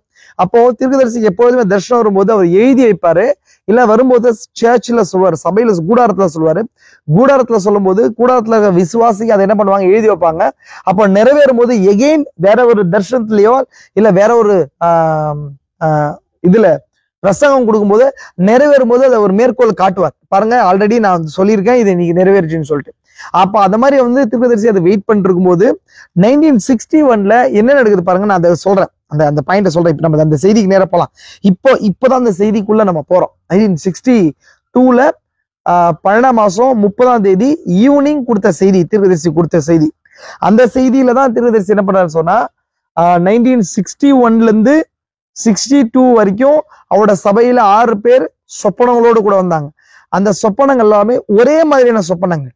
அப்படின்னா அந்த சொப்பனங்களுக்கு பின்புதான் இருக்கிற மீனிங் தீர்க்கதரிசி வாழ்க்கையில நடக்கிற மினிஸ்ட்ரியோட சம்பந்தப்படுது. ஆனா ஒரு நபருக்கு ஒரு சொப்பனம் வருதுன்னு வச்சுக்கோங்களேன், அந்த சொப்பனம் அவரோடு சம்பந்தப்பட்டதா இருக்கணும். எந்த நபர் சொப்பனத்தை பார்க்கிறாரோ அவருக்கு தேவன் கொடுக்கிற ஒரு செய்தியா இருக்குது. அதே வேளையில அந்த செய்தி அந்த சொப்பனத்தோடு கூட தீர்க்கதரிசிக்கு ஒரு செய்தி இருந்திருக்கு. மற்ற சொப்பனங்கள் மாதிரி இல்ல. இந்த 6 சொப்பனங்கள் கண்ட நபர்களுடைய வாழ்க்கையோடும் கூட இல்லாம, இல்ல தீர்க்கதரிசியோடு கூட, தீர்க்கதரிசி வாழ்க்கையோடு கூட, அவருடைய மினிஸ்ட்ரியோடு கூட தொடர்பு உடையதா இருந்துச்சு. கவனிச்சுக்கோங்களா? இப்போ இப்படி இருக்கும்போது 1961 வருது, 62 வருது, இந்த 6 நபர்கள் வராங்க. சரியா 1962 வருஷம் டிசம்பர் மாசம் 22ஆம் தேதி மார்னிங்ல தீர்க்கதரிசி ஒரு சொப்பனமும் ஒரு தர்ஷனமும் பாக்குறாரு. 3 மணிக்கு அவர் எழுறாரு. எழுந்து என்ன பண்றாரு சொன்னா, போயிட்டு பெட்டுக்கு என்ன பண்றாரு பார்க்கும்போது மார்னிங்கே அவருக்கு ஒரு சொப்பனம் ஃபர்ஸ்ட் வருது. அதுக்கப்புறம் ஏறக்குறைய 10 மணி வரைக்கும் அவர் அன்னைக்கு இருக்கிறாரு. இருக்கும்போது 10 o'clock வரைக்கும் பெட்ல இருக்கிறாரு. இருக்கும்போது 2வது ஒரு தர்ஷனம் வருது. இதெல்லாம் சேர்த்துதான் தீர்க்கதரிசி ஒரு முடிவு கூறாரு. எல்லாமே ஒரே விஷயத்தை நோக்கி போகுது. மீன்ஸ் எல்லாமே அந்த 6 பேர் வந்த சொப்பனங்கள், 6 பேருக்கு வந்த சொப்பனங்கள், இவருக்கு ஒரு சொப்பனம் பிளஸ் ஒரு தர்ஷனம். அது இல்லாம ஒரு 4 வருடங்கள் முன்பதாக அவர் பார்த்த அந்த தர்ஷனம், அது இல்லாம ஏறக்குறைய 1955வது வருஷத்துல பார்த்த கூடார தர்ஷனம். இது எல்லாமே ஒரே விஷயத்தை நோக்கி ஒரு சுட்டி காட்டுது, மேற்கு நோக்கி போகணும்னு சொல்லி. அப்ப மேற்கு நோக்கி போகணும்னு சொல்லி நான் இதுக்கு முன்பதாக நடுவுல இன்னொரு விஷயத்தை இடைச்செருகலாக சொல்றேன். 1962ல தீர்க்கதரிசி ஒரு செய்தியை கொடுத்திருக்கிறார். என்ன செய்தினா, present stage of my ministry, என் ஊழியத்தின் தற்போதைய கட்டம்ன்ற செய்தியை கொடுக்கிறார். ஏன்னா அந்த செய்தியில தான், அந்த காரியத்துல தான் தீர்க்கதரிசி என்ன செய்யறாரு சொன்னா, இந்த செய்தி நான் சொன்னேன், நம்ம தீமோத்தேயு செய்தியை குறிச்சு பார்த்தோம். தீமோத்தேயு செய்தி, அதுல தீர்க்கதரிசி என்ன சொல்றாருன்னு சொன்னா, 2 தீமோத்தேயுல 4வது அதிகாரத்தை எடுத்து வாசிக்கிறார் இல்லைங்களா? அப்போ அதை தீர்க்கதரிசி 30 வருஷத்துக்கு முன்பதாக பார்த்த அந்த பாகத்தை எடுத்துட்டு தீர்க்கதரிசி அந்த செய்தியை கொடுத்து, அந்த 4வது அதிகாரத்தை நான் என்ன பண்றேன், 4-5 வருஷத்துக்கு மேல பிரீச் பண்ணவே கிடையாது, அதுக்கப்புறம் அந்த பாகத்தை பிரீச் பண்றேன்றார். ஏன்னா அந்த 4-5 வசனமே போதுமானது மற்ற விஷயத்துக்குன்றார். ஏன்னா இந்த செய்தி ஏன் கொடுக்குறாரு சொன்னா, தீர்க்கதரிசியுடைய டிக்ளைன் பார்ட் ஸ்டார்ட் ஆகுது மினிஸ்ட்ரியில. அது வரைக்கும் அவருடைய மினிஸ்ட்ரி பெரிய பெரிய லட்சக்கணக்கான கூட்டங்களா இருந்துச்சு. உலகம் முழுசும் அவரை இன்வைட் பண்ணாங்க மினிஸ்ட்ரி ஊழியத்துக்கு. 1962ல ஒரு தர்ஷனம் வருது. சரி, ஆமா, ஒரு ஐ திங்க் ஒரு சொப்பனமா ஒரு தர்ஷனம் வருது. அந்த தர்ஷனத்தின் முன்பதாக என்ன காணப்படுதுன்னு சொன்னா, நான் அந்த தர்ஷனத்தை தீர்க்கதரிசி இந்த ஐயா முடிவின் அடையாளமான்ற செய்தியிலையும் விக்கிரக ஆராதனை என்ற செய்தியிலையும் தீர்க்கதரிசி மென்ஷன் பண்றாரு. அது வெளிநாடுகளுக்கு மினிஸ்ட்ரிக்கு போறதுக்கு தீர்க்கதரிசிக்கு அழைப்பு வருது. அதை குறிச்சுதான ஒரு சொப்பனம் தர்ஷனமா இருந்துச்சு. அதையும் கூட இந்த மெசேஜ்ல தீர்க்கதரிசி மென்ஷன் பண்றாரு. அந்த அமெரிக்கா விட்டு வெளிநாடுகளுக்கு போறதுக்கான அந்த அழைப்பு கேன்சல் ஆகுது. ஏன்னா தீர்க்கதரிசியை வந்து ஃபாரின்ல இருக்கிற மினிஸ்டர்ஸ் தீர்க்கதரிசியை ஏற்றுக்கொள்ள, அதனால ஒரு நாள் ட்ரிப்புக்காக வந்து ஃபாரினுக்கு மினிஸ்ட்ரிக்கு போகணும்னு சொல்லி தீர்க்கதரிசி அழைப்பு வருது. பிரதர் ஆர்கன் பிரைட் மூலமா வருது. தீர்க்கதரிசி அதை கேன்சல் பண்றாரு. இதுக்கு முன்பதாக தான் இப்படி நடக்கும்ன்றதே தீர்க்கதரிசிக்கு தர்ஷனமா காண்பிக்கப்படுது. அதுல ஒரு மீன்ஸ் ஒரு அடியோ ஒரு மீட்டரோ, ஐ திங்க் நான் இந்த பின்னாடி இதுல இணைக்கிறேன், ஒரு போட் ஒண்ணு இருக்கு. அந்த போட்ல தீர்க்கதரிசி இருக்கிறாரு. இப்போ அதுல வந்து ஒரு 40 மைல் தூரம் தான் அந்த ஸ்பீடு போறதா அந்த தர்ஷனம் காண்பிக்கப்படுது. அந்த போட் அவ்வளவு தூரம் தான் போகுதுன்னு சொல்லி இப்போ இதை பாக்குறாரு தீர்க்கதரிசி. இது போகும்போது அந்த ஒரு அடி இருக்கிற போட், ஒரு அடியோ ஒரு மீட்டரோ இருக்கிற போட் அது. அப்போ அந்த போட்ல தீர்க்கதரிசி பிரயாணம் பண்ணணும்னு சொல்லப்படுது. ஒரு குள்ள மனிதர் சொல்றது மாதிரி சொல்லப்படுது. அது இல்லாம இன்னும் 2 நபர்கள் தீர்க்கதரிசியோட கூட 2 நபர்கள் இருக்கிறாங்க. அந்த 2 நபர்களும் பேங்க் சூடுன்ற ஒரு நபர், தீர்க்கதரிசியுடைய வீட்டு பக்கத்துல இருக்கிற ஒரு நபர். அவர் வந்து தீர்க்கதரிசி சபையில இருக்கிற டீகனா இருந்தவர். அதே போல வந்து பிரெட் சாத்மன் சொல்லி ஒரு ஊழியக்காரர். ஓகே, பிரெட் சாத்மன் சொல்லி ஒரு ஊழியக்காரர். இவங்க 2 பேரும் அவருடைய அந்த தர்ஷனத்துல பாக்குறாரு. 2 நபர்களும் போட்டோட இருக்கிறாங்க. அப்போ இந்த ஆர்கன் பிரைட் கேட்கிறாரு, இவங்க வந்து படகோட்டிகளான்னு சொல்லி கேட்கறாங்க. இல்ல, அவங்க படகோட்டிகள் கிடையாது அப்படின்னு சொல்றாரு. இப்போ இதுக்கப்புறம் என்ன நடக்குதுன்னு சொன்னா, இதை பார்த்து தீர்க்கதரிசி விழித்துக் கொள்றாரு. அதுக்கப்புறம் அதுக்கான எக்ஸ்பிளனேஷன் வருது. மீன்ஸ் அந்த போட்ல போறது, அந்த ஒரு அடியில இருக்கிற போட்ன்றது ஒரு நாள் மீட்டிங்காக ஃபாரின் ட்ரிப்புக்கு போகணுமான்றது. அப்புறம் அவன் ஒய்ஃபை தீர்க்கதரிசி கேட்கிறாரு. அவன் ஒய்ஃப் அந்த மீட்டிங் வரலன்றாங்க. அதே போல இந்த 2 பேர் மினிஸ்டர்ஸ் வந்து அவங்க அந்த படகோட்டிகளான்னு கேட்கும்போது தீர்க்கதரிசி அந்த தர்ஷனத்திலே எக்ஸ்பிளைன் பண்றாரு, அவங்க படகோட்டிகள் கிடையாது, மீன்ஸ் அவங்க ப்ரீச்சர்ஸ் கிடையாதுன்னு சொல்லி. அப்போ அந்த ட்ரிப் அவருக்கு கேன்சல் ஆகுது. அதை தொடர்ந்து என்ன சொல்லப்படுதுன்னு சொன்னா, அதே தர்ஷனத்துல நீ கூடாரத்துல ஆகாரத்தை சேமித்து வைன்னு சொல்லப்படுது. அதுக்கு பின்பதாக தான் 1962 தான் தீர்க்கதரிசி வந்து அந்த சபையில என்ன பண்றாரு, மிருகத்தின் முத்திரையும் தேவனின் முத்திரை என்ற செய்தியா இருக்கட்டும், அதாவது ஒரு பரிபூர்ண மனிதனின் வளர்ச்சி என்ற செய்தியா இருக்கட்டும் கொடுக்குறாரு. அநேக செய்திகளை கொடுக்க ஆரம்பிக்கிறார். ஃபாரின் ட்ரிப் எல்லாம் கேன்சல் ஆகுது. ஏன் இது சொல்றேன்னு சொன்னா, தீர்க்கதரிசி மினிஸ்ட்ரியில டிக்ளைன் பார்ட் வருது. அது வரைக்கும் இன்க்ளைன் பார்ட் இருந்துச்சு, இப்ப டிக்ளைன் பார்ட் வருது. தீர்க்கதரிசி உபதேச ரீதியான விஷயங்களுக்கு வராரு. அப்போ ஒரு மேஜரான பெரிய பெரிய ஊழியக்காரர்கள்லாம் ஒரு ரிவைவல் மினிஸ்டரியோட முடிச்சிருவாங்க. அற்புத அடையாளங்களோ, ஒரு பெரிய ஒரு கூட்டமோ, இல்ல ஆல்டர் காலோட முடிச்சிருவாங்க. ஆனா இந்த செய்தியாளோட நோக்கம் ஆல்டர் காலோட முடிக்கிறதோ, இல்ல ஜனங்களுக்கு சுகத்தை கொடுக்கறதோட மட்டும் நிறுத்தாம, உபதேச ரீதியா ஜனங்களை கட்டமைத்து, உபதேசம் தான் வந்து வெளிப்பாடு ஒரு உபதேசத்துக்குள்ள ஒரு வெளிப்பாடு இருக்கும். அந்த வெளிப்பாடு தான் எடுத்துக்கொள்ளப்படுற விசுவாசத்தை சபை கொடுக்கும்னு சொல்லி புரிஞ்சுங்களா உங்களுக்கு? அப்போ அந்த பாகத்துக்கு தீர்க்கதரிசி வந்துட்டு இருக்கிறார். இந்த இடத்துல 1960க்கு அப்புறம் வந்துட்டு இருக்கிறார். இப்போ நான் ஆல்ரெடி சொல்லிட்டேன் உங்களுக்கு, தீர்க்கதரிசி இப்போ என்ன பண்றாரு சொன்னா, 6 சொப்பனங்களை கொடுக்குறாரு வந்திருக்குது அவருக்கு சபையில இருக்கிற ஜனங்கள் மூலமா. அதுக்கப்புறம் 7வது இவருக்கு ஒரு சொப்பனம் வருது. அது இல்லாம வந்து 8வது ஒரு தர்ஷனம் வருது. இதை தொடர்ந்து இதெல்லாமே ஒரே டைம் நடந்துட்டு இருக்குது. அது இல்லாம இதுக்கு முன்பதாக ஒரு 4 வருஷத்துக்கு முன்பதாக மேற்கு நோக்கி போறதுக்காக ஒரு தர்ஷனம் வருது. இதெல்லாமே என்ன பண்ணுது, ஒரு காரியத்தை தீர்க்கதரிசியை நோக்கி செய்ய வைக்குது. இப்போ என்ன நடக்குதுன்னு சொன்னா, இதுக்காக தான் தீர்க்கதரிசி என்ன பண்றாருன்னு சொன்னா, 1962ல டிசம்பர் மாசம் 22ஆம் தேதி மார்னிங் பார்த்த அந்த தர்ஷனத்தை வச்சுக்கிட்டு ஒரு முடிவுக்கு வராரு. இந்த தர்ஷனங்கள்லாம் ஒரு காரியத்தை காட்டுது. ஒரு 2 விஷயங்கள், ரெண்டு காரியங்களுக்கு தோணுது. என்ன தோணுது? ஒண்ணு, இது என்னுடைய முடிவா இருக்கும், இல்ல என்னுடைய புதிய ஊழியமா இருக்குன்னு சொல்லி ஒரு முடிவுக்கு வராரு தீர்க்கதரிசி. புரியுதுங்களா உங்களுக்கு? ஏன்னா அவர் பார்த்த அந்த 7வது அந்த தர்ஷனத்துல ஒரு பெரிய வெடி சத்தத்தை பாக்குறாரு. மேற்கு நோக்கி இருக்கிறதா பாக்குறாரு, ஒரு பெரிய வெடி சத்தத்தை பாக்குறாரு. அதன் மூலமா தீர்க்கதரிசி என்னத்தை புரிஞ்சுக்கிறாருன்னு சொன்னா, ஒண்ணு, இது என்னுடைய முடிவா இருக்கும். ஏன்னா என்னோட மினிஸ்ட்ரி டவுன்ஃபால நோக்கி வந்துடுச்சு, இன்க்ளைனை நோக்கி வந்துடுச்சு. இப்போ என்ன நடக்குதுன்னு சொன்னா, சரி, டிக்ளைனை நோக்கி வந்துடுச்சு. இப்போ ஒரு பெரிய வெடி சத்தம் வருது. அந்த வெடி சத்தம் நான் கொல்லப்படுவேனா அப்படின்னு சொல்லி நினைக்கிறார். புரியுதுங்களா உங்களுக்கு? அப்ப அதனாலதான் தீர்க்கதரிசி என்ன செய்யறான்னு சொன்னா, இந்த செய்தியை எடுத்து அவர் பிரீச் பண்ண ஆரம்பிக்கிறார். ஐயா முடிவின் அடையாளமான செய்தி. இப்ப இந்த ஐயா முடிவின் அடையாளன்ற செய்திக்குள்ள போலாம். அது போறதுக்கு முன்பதாக தீர்க்கதரிசி இந்த செய்தியை வாசிக்கிறதுக்கு முன்பதாக என்ன வசனத்தை வாசிக்கிறார் அப்படின்னு சொன்னா, வெளிப்படுத்தல் 10வது அதிகாரம் 1வது வசனத்துல இருந்து 7வது வசனத்து வரைக்கும் வாசிக்கிறார். இப்ப இந்த செய்தியை வாசிட்டு தான் தீர்க்கதரிசி ஒரு கொஸ்டினோட போடுறாரு. இந்த செய்தி முழுசும் நீங்க வாசிங்க சொன்னா தீர்க்கதரிசி எதுக்குமே ஆன்சர் பண்ணிருக்க மாட்டார். என்ன பண்ணிருக்க மாட்டாரு? சரி பாருங்க, இதுல தீர்க்கதரிசி என்ன சொல்றாரு? 17வது பேரால என்ன சொல்றாரு பாருங்க.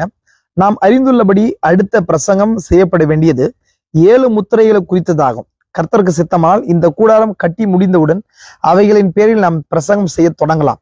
எப்படியாயினும் இந்த கூடாரத்தின் மறு பிரதிஷ்டைக்கு நாம் வரவேண்டியவர்களாய் இருக்கிறோம். 1, 2, 3 வார கூட்டங்கள் 7 முத்திரைகளுக்காக ஒதுக்கப்பட வேண்டும். அச்சமயம் கர்த்தருக்குள் மகத்தான ஒரு நேரத்தை நாங்கள் எதிர்நோக்கி இருக்கிறோம். ஆகவே பட்டணத்தின் வெளிப்புறத்தில் நீங்க வந்துள்ள உங்களுக்கு கூட்ட தேதிகளை தபால் மூலம் 1 அல்லது 2 வாரங்களுக்கு முன்பே அறிவிப்போம். இக்கூட்டம் பிப்ரவரி 10ஆம் தேதி கட்டி முடிக்கப்படும் என்று, இந்த கூடாரம் பிப்ரவரி 10ஆம் தேதி கட்டி முடிக்கப்படும் என்று கான்ட்ராக்டர் கூறியதாக பில்லி இன்று இரவு கூறினார். அப்படியானால் பிப்ரவரி 15ஆம் தேதி முதல் கூட்டங்களை பிப்ரவரி 15 முதல் கூட்டங்களை தொடங்கலாம். இப்ப தீர்க்கதரிசி என்ன சொல்ல வர்றாருன்னா, இந்த செய்தி தொடங்கும் போது நம்ம முத்திரைகளுக்குள்ள போறோம். மீன்ஸ் ஆல்ரெடி ஒரு 5 அதிகாரம் பேசிட்டாரு. 6வது அதிகாரம் முத்திரைகளுக்குள்ள பிரீச் பண்ணோம். அதை பிரீச் பண்றதுக்கு ஒரு டைம் லைனை பிக்ஸ் பண்றாரு. அதுதான் 63ஆம் வருஷம் பிப்ரவரி மாசம். ஏன்னா 1961 இருந்து ஐ திங்க் 60ல இருந்தே ஒரு பெரிய விஷயம் நடக்குது. பிரணாம் டேபர்னாக்கல் ரெனோவேட் பண்றாங்க. அது அந்த பழைய கட்டிடம், அதாவது அமெரிக்கா தேசத்துலாம் பாத்தீங்கன்னா சொன்னா ஒரு கட்டிடத்தை ஒரு குறிப்பிட்ட காலத்துக்கு அப்புறம் என்ன பண்ணணும்னு சொன்னா அதை ரெனோவேட் பண்ணும், அதை புதுப்பிக்கணும். அது புதுப்பிக்கிறதுக்கான நேரம் வந்துடுச்சு. அதெல்லாம் அது புதுப்பிக்க ஆக வேண்டும் அப்படின்ற கட்டாயம் வருது. ஜனக்கூட்டத்தினாலையும் இன்னும் ஒரு சில காரியங்களாலையும் புதுப்பிச்சு ஆகணும்னு சொல்லி ஒரு கட்டாயம் ஒரு ஓட்டிங் நடந்து, அந்த ஓட்டிங் மூலமா புதுப்பிக்கிறதுக்கான அந்த ஓட்டிங்ல வின் ஆகுது. வின் ஆன பின்னாடி அந்த கூடாரம் புதுப்பிக்கிறதுக்கான வேலைகள் நடக்குது இல்லைங்களா? அந்த வேலைகள் நடந்த பின்னாடி அது வேலை எப்ப முடியுதுன்னு சொல்லி கான்ட்ராக்டர் சொல்றாருன்னு சொன்னா 63ஆம் வருஷம் பிப்ரவரி மாசம் 10ஆம் தேதி முடியுதுன்னு சொன்னாரு. அப்ப தீர்க்கதரிசி இதெல்லாம் ஒரே கிராஜுவல் நடக்குது. 15ஆம் தேதியில இருந்து கூட்டத்தை நம்ம ஸ்டார்ட் பண்ணலாம். நான் எல்லாருக்குமே என்ன பண்றேன்னு சொன்னா போஸ்ட் மூலமா நான் அதை அனுப்புறேன்னு சொல்லியிருக்கிறார். அது இங்க சொல்றாரு. இந்த 62ஆம் வருஷத்துல டிசம்பர் மாசம் 31ஆம் தேதி அந்த செய்தி கொடுக்குறாரு இல்லையா? 30ஆம் தேதி ஈவினிங் கொடுக்குற செய்தியில அந்த விஷயத்த சொல்றாரு. இப்போ இப்படி சொல்லிட்டு தீர்க்கதரிசி என்ன சொல்றாரு சொன்னா, இந்த மெசேஜ் கொடுக்கறதுக்கான காலையில என்ன செய்தி கொடுத்தாருன்றாருன்னா, அப்சல்யூட்ன்ற செய்தியை கொடுக்குறாரு. முற்றிலுமானவர்ன்ற செய்தியை கொடுக்குறாரு. இப்போ அதை பேசிட்டு அதுக்கு ஈவினிங் தான் இந்த செய்தியை கொடுக்குறாரு. என்ன சொல்றாரு சொன்ன பாருங்க. இந்த செய்தி ஏன் நான் இந்த செய்தியை ஸ்டார்ட் பண்றதுக்கு முன்னாடி பாயிண்ட சொல்றேன். என்ன பாயிண்ட சொல்றேன்னா, ஏன் இந்த செய்தியை கொடுக்குறாரு, இந்த செய்தியை கொடுக்கறதுக்கான நோக்கங்கள் என்ன, பின்னணி என்னன்றதா இது வரைக்கும் நான் 2 பார்ட்டா, இல்ல போன வாரம் பேசின அந்த பார்ட்லயா இருக்கட்டும், இல்ல இது வரைக்கும் இப்ப நான் பேசின பாயிண்ட்ல இருந்தும் நான் ஒரு பாயிண்ட அந்த காரியத்தை சொல்றேன். ஏன் இந்த செய்தியை கொடுக்குறாரு அப்படின்றதுக்கான அந்த முக்கியமான நோக்கத்தை தான் பேசிட்டு இருக்கிறேன். நான் எங்க நம்ம நின்று இருக்கிறோம்னு சொன்னா, இந்த செய்தியை கொடுக்க வரும்போது அந்த வசனத்தை வாசிக்கிறார். வெளிப்படுத்தல் 10ஆம் அதிகாரம் 1ல இருந்து 7 வரைக்கும் வாசிச்சுட்டு, 10ஆம் அதிகாரம் 1ல இருந்து 7 வரைக்கும் வாசிச்சுட்டு பதில் சொல்லாம, ஐயா இதுதான் முடிவின் அடையாளமான்றார். அப்போ இவர் வாழ்க்கையில் நடந்த ஒரு சில ஈவெண்ட்ஸ், அவருக்கு சொப்பனங்கள், தர்ஷனங்கள், பிளஸ் வெளிப்படுத்தல் 10ஆம் அதிகாரம் 1ல இருந்து 7 வரைக்கும் இருக்கிற வசனங்கள், இதெல்லாம் பார்க்கும்போது இதெல்லாம் ஒரு விஷயத்தை காட்டுது. இதெல்லாம் நடக்கும்போது அதுதான் முடிவின் அடையாளமா இருக்குமோன்ற கேள்வியோட இந்த அந்த புத்தகத்தை, மீன்ஸ் இந்த செய்தியை தீர்க்கதரிசி கொடுக்குறாரு. இப்ப புரிஞ்சுக்கலாம் உங்களுக்கு? புரிஞ்சுக்கோங்க நல்லா. அதாவது அவருக்கு ஒரு மினிஸ்ட்ரியில நடந்த விஷயங்கள், பிளஸ் அந்த 6 சொப்பனங்கள், இவருக்கு ஒரு சொப்பனம், பிளஸ் ஒரு தர்ஷனம், 4 வருடத்துக்கு முன்பதாக மேற்கு நோக்கி போறதுக்காக அவருக்கு தர்ஷனம், இது எல்லாத்தையும் வைத்து தீர்க்கதரிசி இந்த வசனத்தை வெளிப்படுத்தல் 10ஆம் அதிகாரத்தை எடுத்துன்னு அங்க வசனத்தை வாசிச்சுட்டு, அது ஏன்னா வெளிப்படுத்தல் 10ஆம் அதிகாரம் கடைசி நாட்கள் 7ஆம் சபையின் காலத்துல 7ஆம் புத்தன் செய்ய வேண்டிய விஷயம், அதாவது முடிவு காலத்துல நடக்கிற காரியம். அப்போ இது எல்லாத்தையும் வச்சு சொல்றாரு தீர்க்கதரிசி, செய்தி கொடுக்குறாரு. செய்தியோட தலைப்பு இப்படி கொடுக்குறாரு, is is the sign of the end time sir. ஐயா இதுதான் முடிவின் அடையாளமா அப்படின்ற செய்தி தலைப்பை கொடுக்குறாரு. அப்போ இவருக்கு எல்லாமே, இவருக்கு சொப்பனங்கள், தர்ஷனம், வெளிப்படுத்தல் 10, இதெல்லாமே ஒண்ணு சேர்ந்து கட்டப்படும்ன்றத தீர்க்கதரிசி நம்புறார். புரியுதுங்களா? அப்போ தீர்க்கதரிசிக்கு இன்னும் கன்ஃபார்மா தெரியல. ஆனா என்ன நம்புறாருன்னா, ஒருவேளை இது முடிவா இருக்குமா, என்ன ஒண்ணு முடிவு சபைக்கான முடிவா இருக்குமா, இல்ல இவருக்கான முடிவா இருக்குமா, ரெண்டு தான் இவருக்கான கேள்வியா இருக்கு. வெளிப்படுத்தல் 10ன்றது அது சபைக்கான முடிவு, அதாவது சபைக்காலனுடைய முடிவு. வெளிப்படுத்தல் 10ன்றது இல்லாம இவர் பார்த்த தர்ஷனங்கள் எல்லாமே அவருக்கான முடிவா இருக்குமா அப்படின்றத தீர்க்கதரிசி நம்புறார். அதனாலதான் இந்த தலைப்பை கொடுக்குறாரு. இது வரைக்கும் தீர்க்கதரிசி பாத்தீங்கன்னு சொன்ன அநேக செய்திகளை கொடுக்கும்போது அவர் அடிக்கடி ஒரு விஷயத்த சொல்லுவார். நான் இன்னைக்கு அநேக பேர் பிரசங்கிக்கிறாங்க, ஆனா நான் யாருடைய பிரசங்கத்தை கேட்கணும்னு நான் விரும்புறேன்னா, தான் பேசுறது என்ன அப்படின்றத தெரிஞ்சு பேசுறவனுடைய பிரசங்கத்தை நான் கேட்கணும் விரும்புறேன் அப்படின்றார். அப்போ ஒரு பிரீச்சர் ஒரு செய்தியை பிரீச் பண்றாருன்னு சொன்னா, நான் என்ன பிரீச் பண்றேன்றத ஒரு ஃப்ரேம் ஒர்க் இருக்கணும். ஆம் தோன்றித்தனமா ஒரு புத்தகத்தை எடுத்துட்டு, ஒரு 2 பேப்பரை எடுத்துட்டு, இல்ல ஒரு வசனத்தை எடுத்துட்டு வந்து ஃபில் பண்றதுக்காக பேசக்கூடாது. அவருக்கு ஒரு டிவைன் இன்ஸ்பிரேஷன், ஒரு தெய்வீக உந்துதல் இருக்கணும். அப்ப உந்துதல் இருக்கும்போது தான் அந்த ஜனங்கள் மேல ஒரு கன்சர்னோட பரிசுத்த ஆவியானவர் இந்த நபரின் மூலமா என்ன பேசணும்ன்றத அந்த நபருக்கு ஒரு ஃப்ரேம் ஒர்க்க, ஒரு பிக்சரா தருவார். அப்போ அப்படி பேசும்போதுதான் என்ன என்ன என்ன பேசுறாருன்றது அந்த நபருக்கு ஃபர்ஸ்ட் புரியும். அப்போ அதுதான் தீர்க்கதரிசிங்க சொல்றாரு. ஆனா தீர்க்கதரிசி இப்படிதான் எல்லா செய்திகளும் கொடுக்குறாரு, என்ன பேசுறன்றது ஒரு தெரியும். ஆனா இந்த செய்தி வரும்போது ஒரு விஷயத்த சொல்றாரு பாருங்க. இந்த இரவு எனக்கு தெரியாது இருக்கிற ஏதோ ஒன்றின் பேரில் பேச போகிறேன். பாருங்க, எனக்குரிய அவருடைய மினிஸ்ட்ரியுடைய 30 years எக்ஸ்பீரியன்ஸ்ல இந்த மெசேஜ் மட்டும்தான் தீர்க்கதரிசி எப்படி சொல்றாரு, எனக்கு என்ன என்ன பேசணும்னு தெரியாம இந்த செய்தியை கொடுக்குறேன்ற. என்ன அவர் இந்த செய்தி முழுசும் நீங்க வாட்சி பாத்தீங்க சொன்னா எதுக்குமே ஆன்சர் இருக்காது. அவர் கொஸ்டின் மார்க்கோட வச்சுட்டு போவார். எதுக்குமே ஆன்சர் இருக்காது, எல்லாமே கொஸ்டின் மார்க்கோட வச்சுட்டே போவார். கவனிங்க நல்லா. அப்போ என்ன சொல்றாரு, எனக்கு தெரியாது இருக்கிற ஏதோ ஒன்றின் பேரில் பேச போகிறேன். ஆகவே இப்பொழுது ஒரு ஊழியக்காரன் தான் அறியாது இருக்கிற ஏதோ ஒன்றை குறித்து பேச போகிறேன் என்று கூறுவது ஒரு வினோதமான காரியம். அதான் சொன்னேன், ஒரு ஊழியக்காரன் இவரே சொல்றாரு, ஒரு ஊழியக்காரன் பேசும்போது தான் என்ன பேசுறேன்றத புரிஞ்சு பேசணும்ன்றார். ஆனா இப்படி நான் பேசுறேன், எப்படி நான் என்ன பேசுறேன்னே எனக்கு தெரியல, ஆனா நான் பேச வேண்டிய கட்டாயத்துல இருக்கிறேன் அப்படின்றது ஒரு வினோதமான காரியமா இருக்குதுன்னு சொல்றேன். அதுதான் இங்க இம்பார்ட்டன்ட். அப்போ நான் ஏன் இந்த மத்த எல்லா செய்திகளை காட்டிலும் இந்த செய்தியை வினோதமானது இல்ல ஒரு ஆட்பால போன்றது, அதாவது வினோதமான காரியமா இருக்குது, இல்ல நம்ம கண்டிப்பா இதை பார்க்க வேண்டியது அவசியமா இருக்குதுன்றத சொல்றது புரியுதுங்களா? ஒண்ணு, தீர்க்கதரிசி இதுக்கு ஒரு கிளாரிட்டி இல்ல, அவருக்கு அது கிளாரிட்டி இல்ல. ரெண்டாவது, இவருடைய ஒருவேளை அவருடைய ஊழியத்தின் முடிவா இருக்குமா, இல்ல சபை காலத்துடைய முடிவா இருக்குமான்றதோட அவருடைய ஊழியத்துடைய நீட்சியா இருக்குமான்ற அந்த அநேக கேள்விகள் இந்த செய்தியில என்ன பண்றாருங்க போடுற பாருங்க. அப்போ என்ன சொல்றாரு, ஆனால் இந்த சபை அறிந்து கொள்ள வேண்டும் என்று கருதியே எனக்கு தெரிந்தவரையில் நான் பேச துணிவுடன் முயற்சிக்கிறேன். நான் என்ன பண்றேன்னு சொன்னா, நான் துணிவு கொள்றேன் அப்படின்றார். அப்போ துணிவு கொள்றதுன்னு சொன்னா என்னுடைய எப்படி சொல்றதுன்னு சொன்னா, பிரசியுமின்ற ஒரு செய்தியை தீர்க்கதரிசி சொல்லியிருக்கிறார், யூகித்தல். அப்போ யூகித்தல்ன்ற வார்த்தைக்கான அர்த்தம் என்னன்னு சொன்னா, அதிகாரம் இல்லாமல் துணிவு கொள்ளுதல் அப்படின்றார். அப்போ நீங்க ஒரு காரியத்தை செய்யணும்னு சொன்னா உங்களுக்கு ஒரு ரைட்ஸ் இருக்கணும். ரைட்ஸ் எல்லாம் என்ன பண்ணக்கூடாது, அந்த காரியத்தை செய்யறதுக்கு நீங்க துணிவு கொள்ளக்கூடாது, அந்த ராங் என்றார். அப்போ அந்த ப்ரிசியூமிங்ன்ற வார்த்தையை ஒரு ஊழியக்காரன் இப்பொழுது ப்ரிசியூமிங்ல ப்ரீச் பண்ணக்கூடாது. ப்ரிசியூமிங்னு சொன்னா என்னங்க, தேவனுடைய அதிகாரத்தின் கீழ் அல்லாமல் ஒரு செய்தியையோ, ஒரு சபையையோ, ஒரு ஊழியத்தையோ, ஒரு எந்த ஒரு காரியத்தையும் அந்த மனுஷன் என்ன பண்ணக்கூடாது, செய்யக்கூடாது. ஆனா தீர்க்கதரிசி இந்த செய்தியை நான் ஒரு ப்ரிசியூமிங்ல செய்யறேன்றார் பாருங்க. அப்போ இந்த செய்தி எவ்வளவு இம்பார்ட்டன்ட் செய்தியா இருக்குது, முக்கியத்துவம் வாய்ந்த செய்தியா இருக்குது. கவனிங்க நல்லா.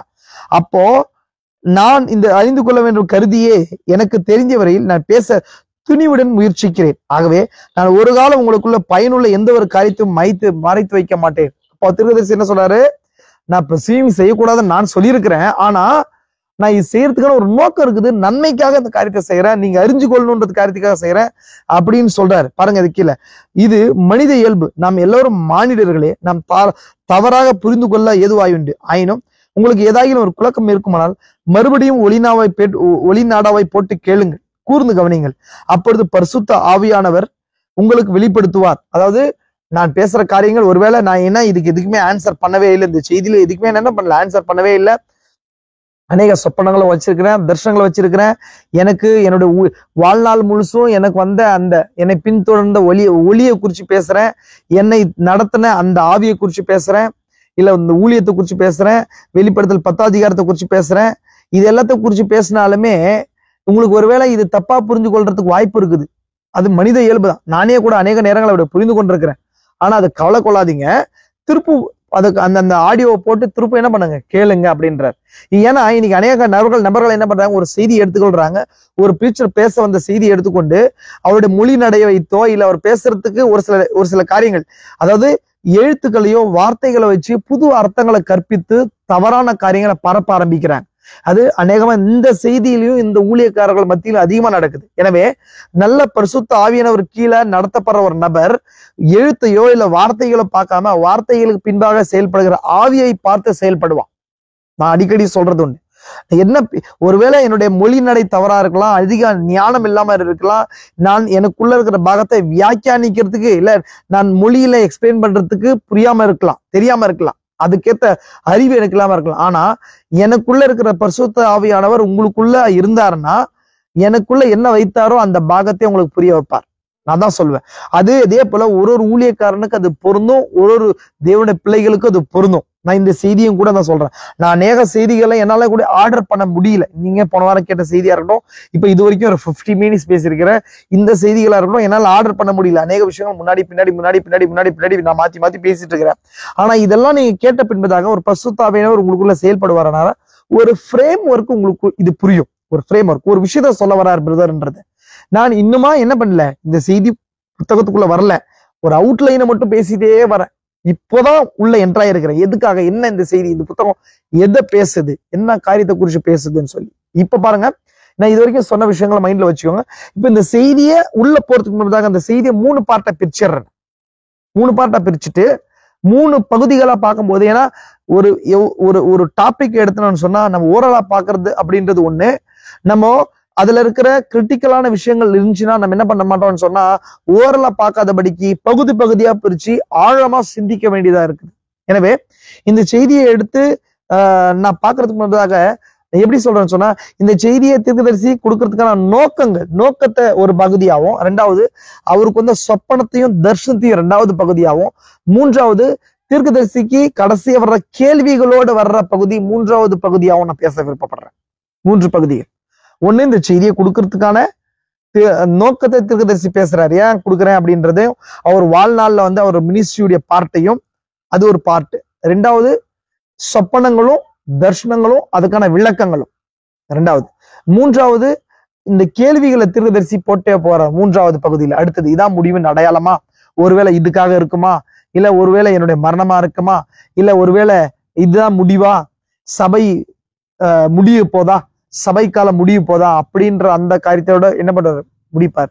அப்போ இந்த செய்தி 3 பகுதிகளை பிரிச்சிருக்கேன், கவனிச்சுங்க.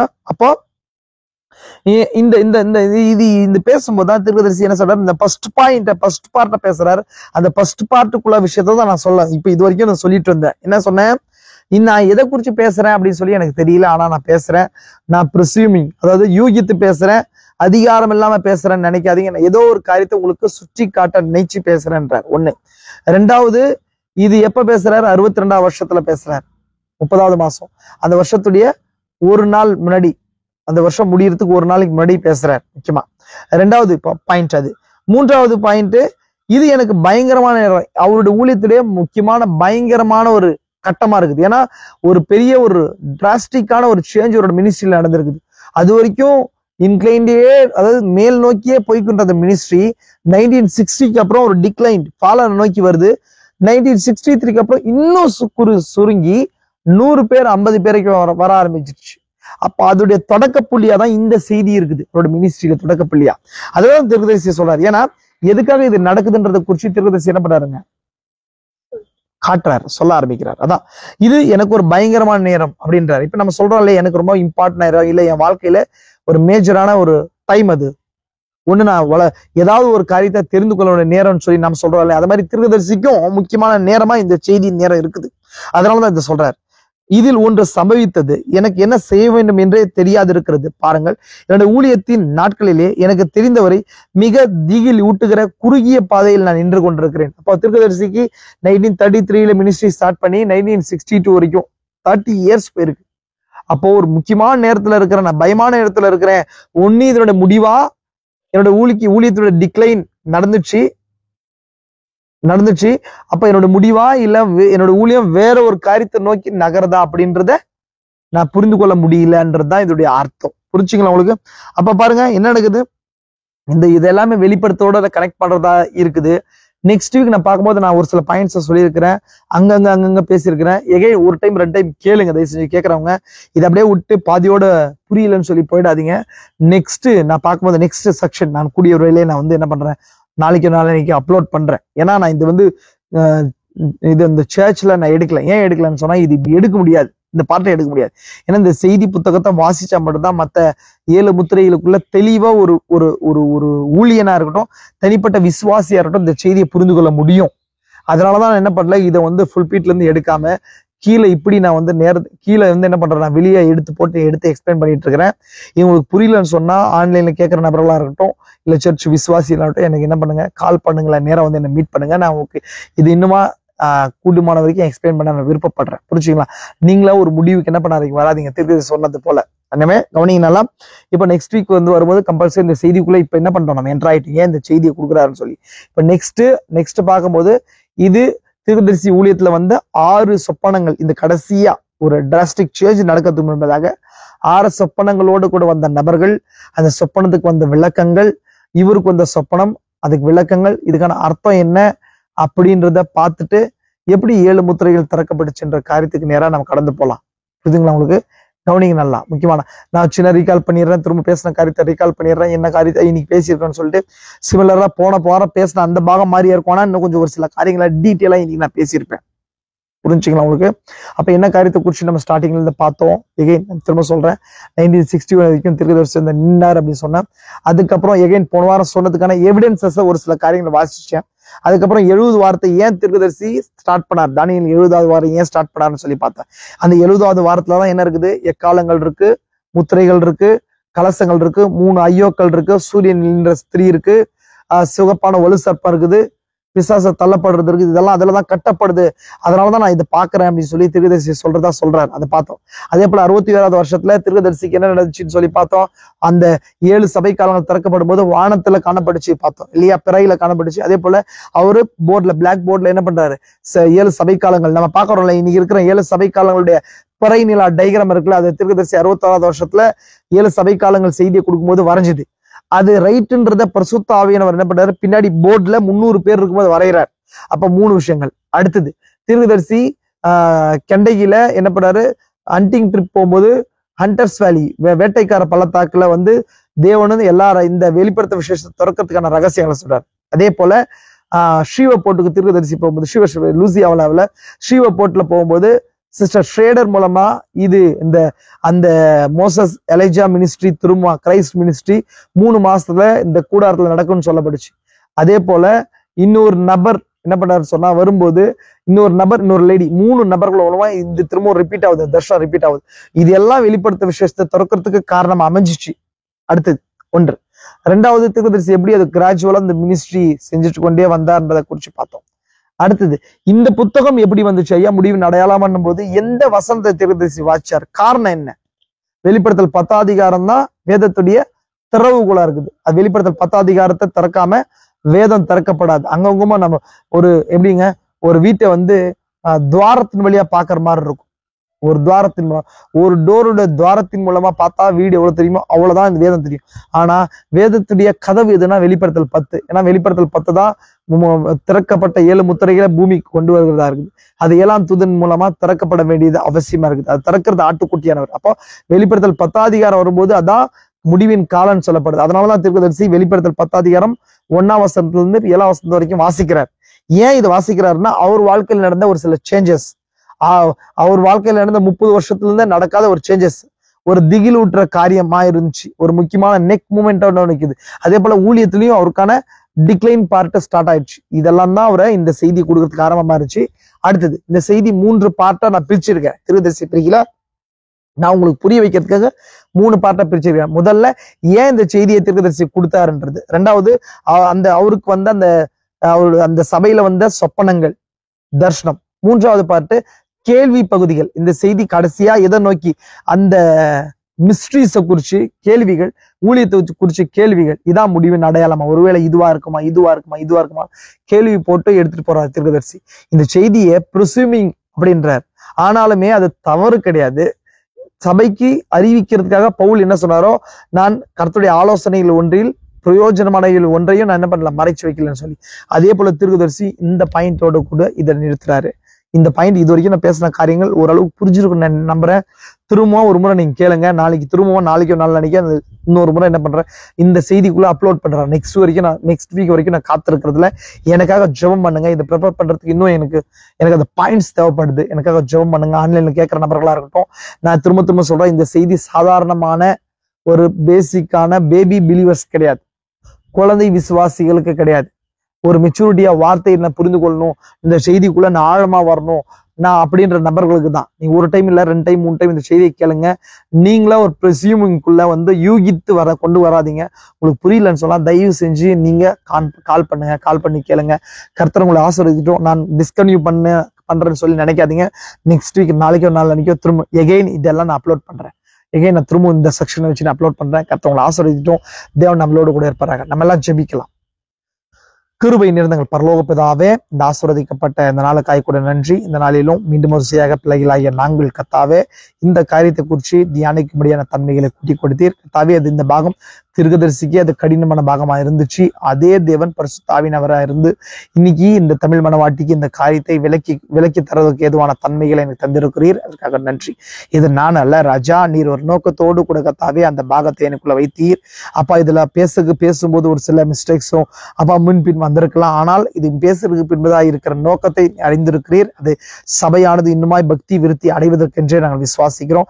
இந்த செய்தியை ஆன்லைன்ல கேட்கிற நபர்கள் யாவரையும் ஆசீர்வதிங்க. அவர்கள் இதுக்கு ஒருவேளை நாங்கள் பேசும்போது ராஜா, அது என்னுடைய மொழி நடை குறைவா இருக்கலாம், அது நான் இணைக்கிற பாகம் குறைவா இருக்கலாம். ஆனால் அவர்களுக்கு புரியும் வகையில எனக்குள்ள இருந்த அதே பரிசுத்த ஆவியானவர் அவர்களுக்குள்ளாய் போய் ராஜா அது வியாக்கியானத்தை கூட்டி கொடுங்க. நீரே வார்த்தையின் வியாக்கியானி என்பதை நாங்கள் பார்க்கிறோம். பலப்படுத்துங்க, ஆசீர்வதிங்க. தரை மட்டுமா தாழ்த்துக்கிறோம் ஐயா, பலப்படுத்துங்க. இந்த செய்தியை கேட்கிற ஒவ்வொரு நபருக்கும் நீர் நல் ஆலோசனை கர்த்தராயிருங்க. பெரிய காரியங்களை செய்யுங்க. இது இன்னுமாய் தொடர கிருபையை தாருங்க. இயேசு கிறிஸ்துவின் பரிசுத்த நாமத்திலே ஆமென்.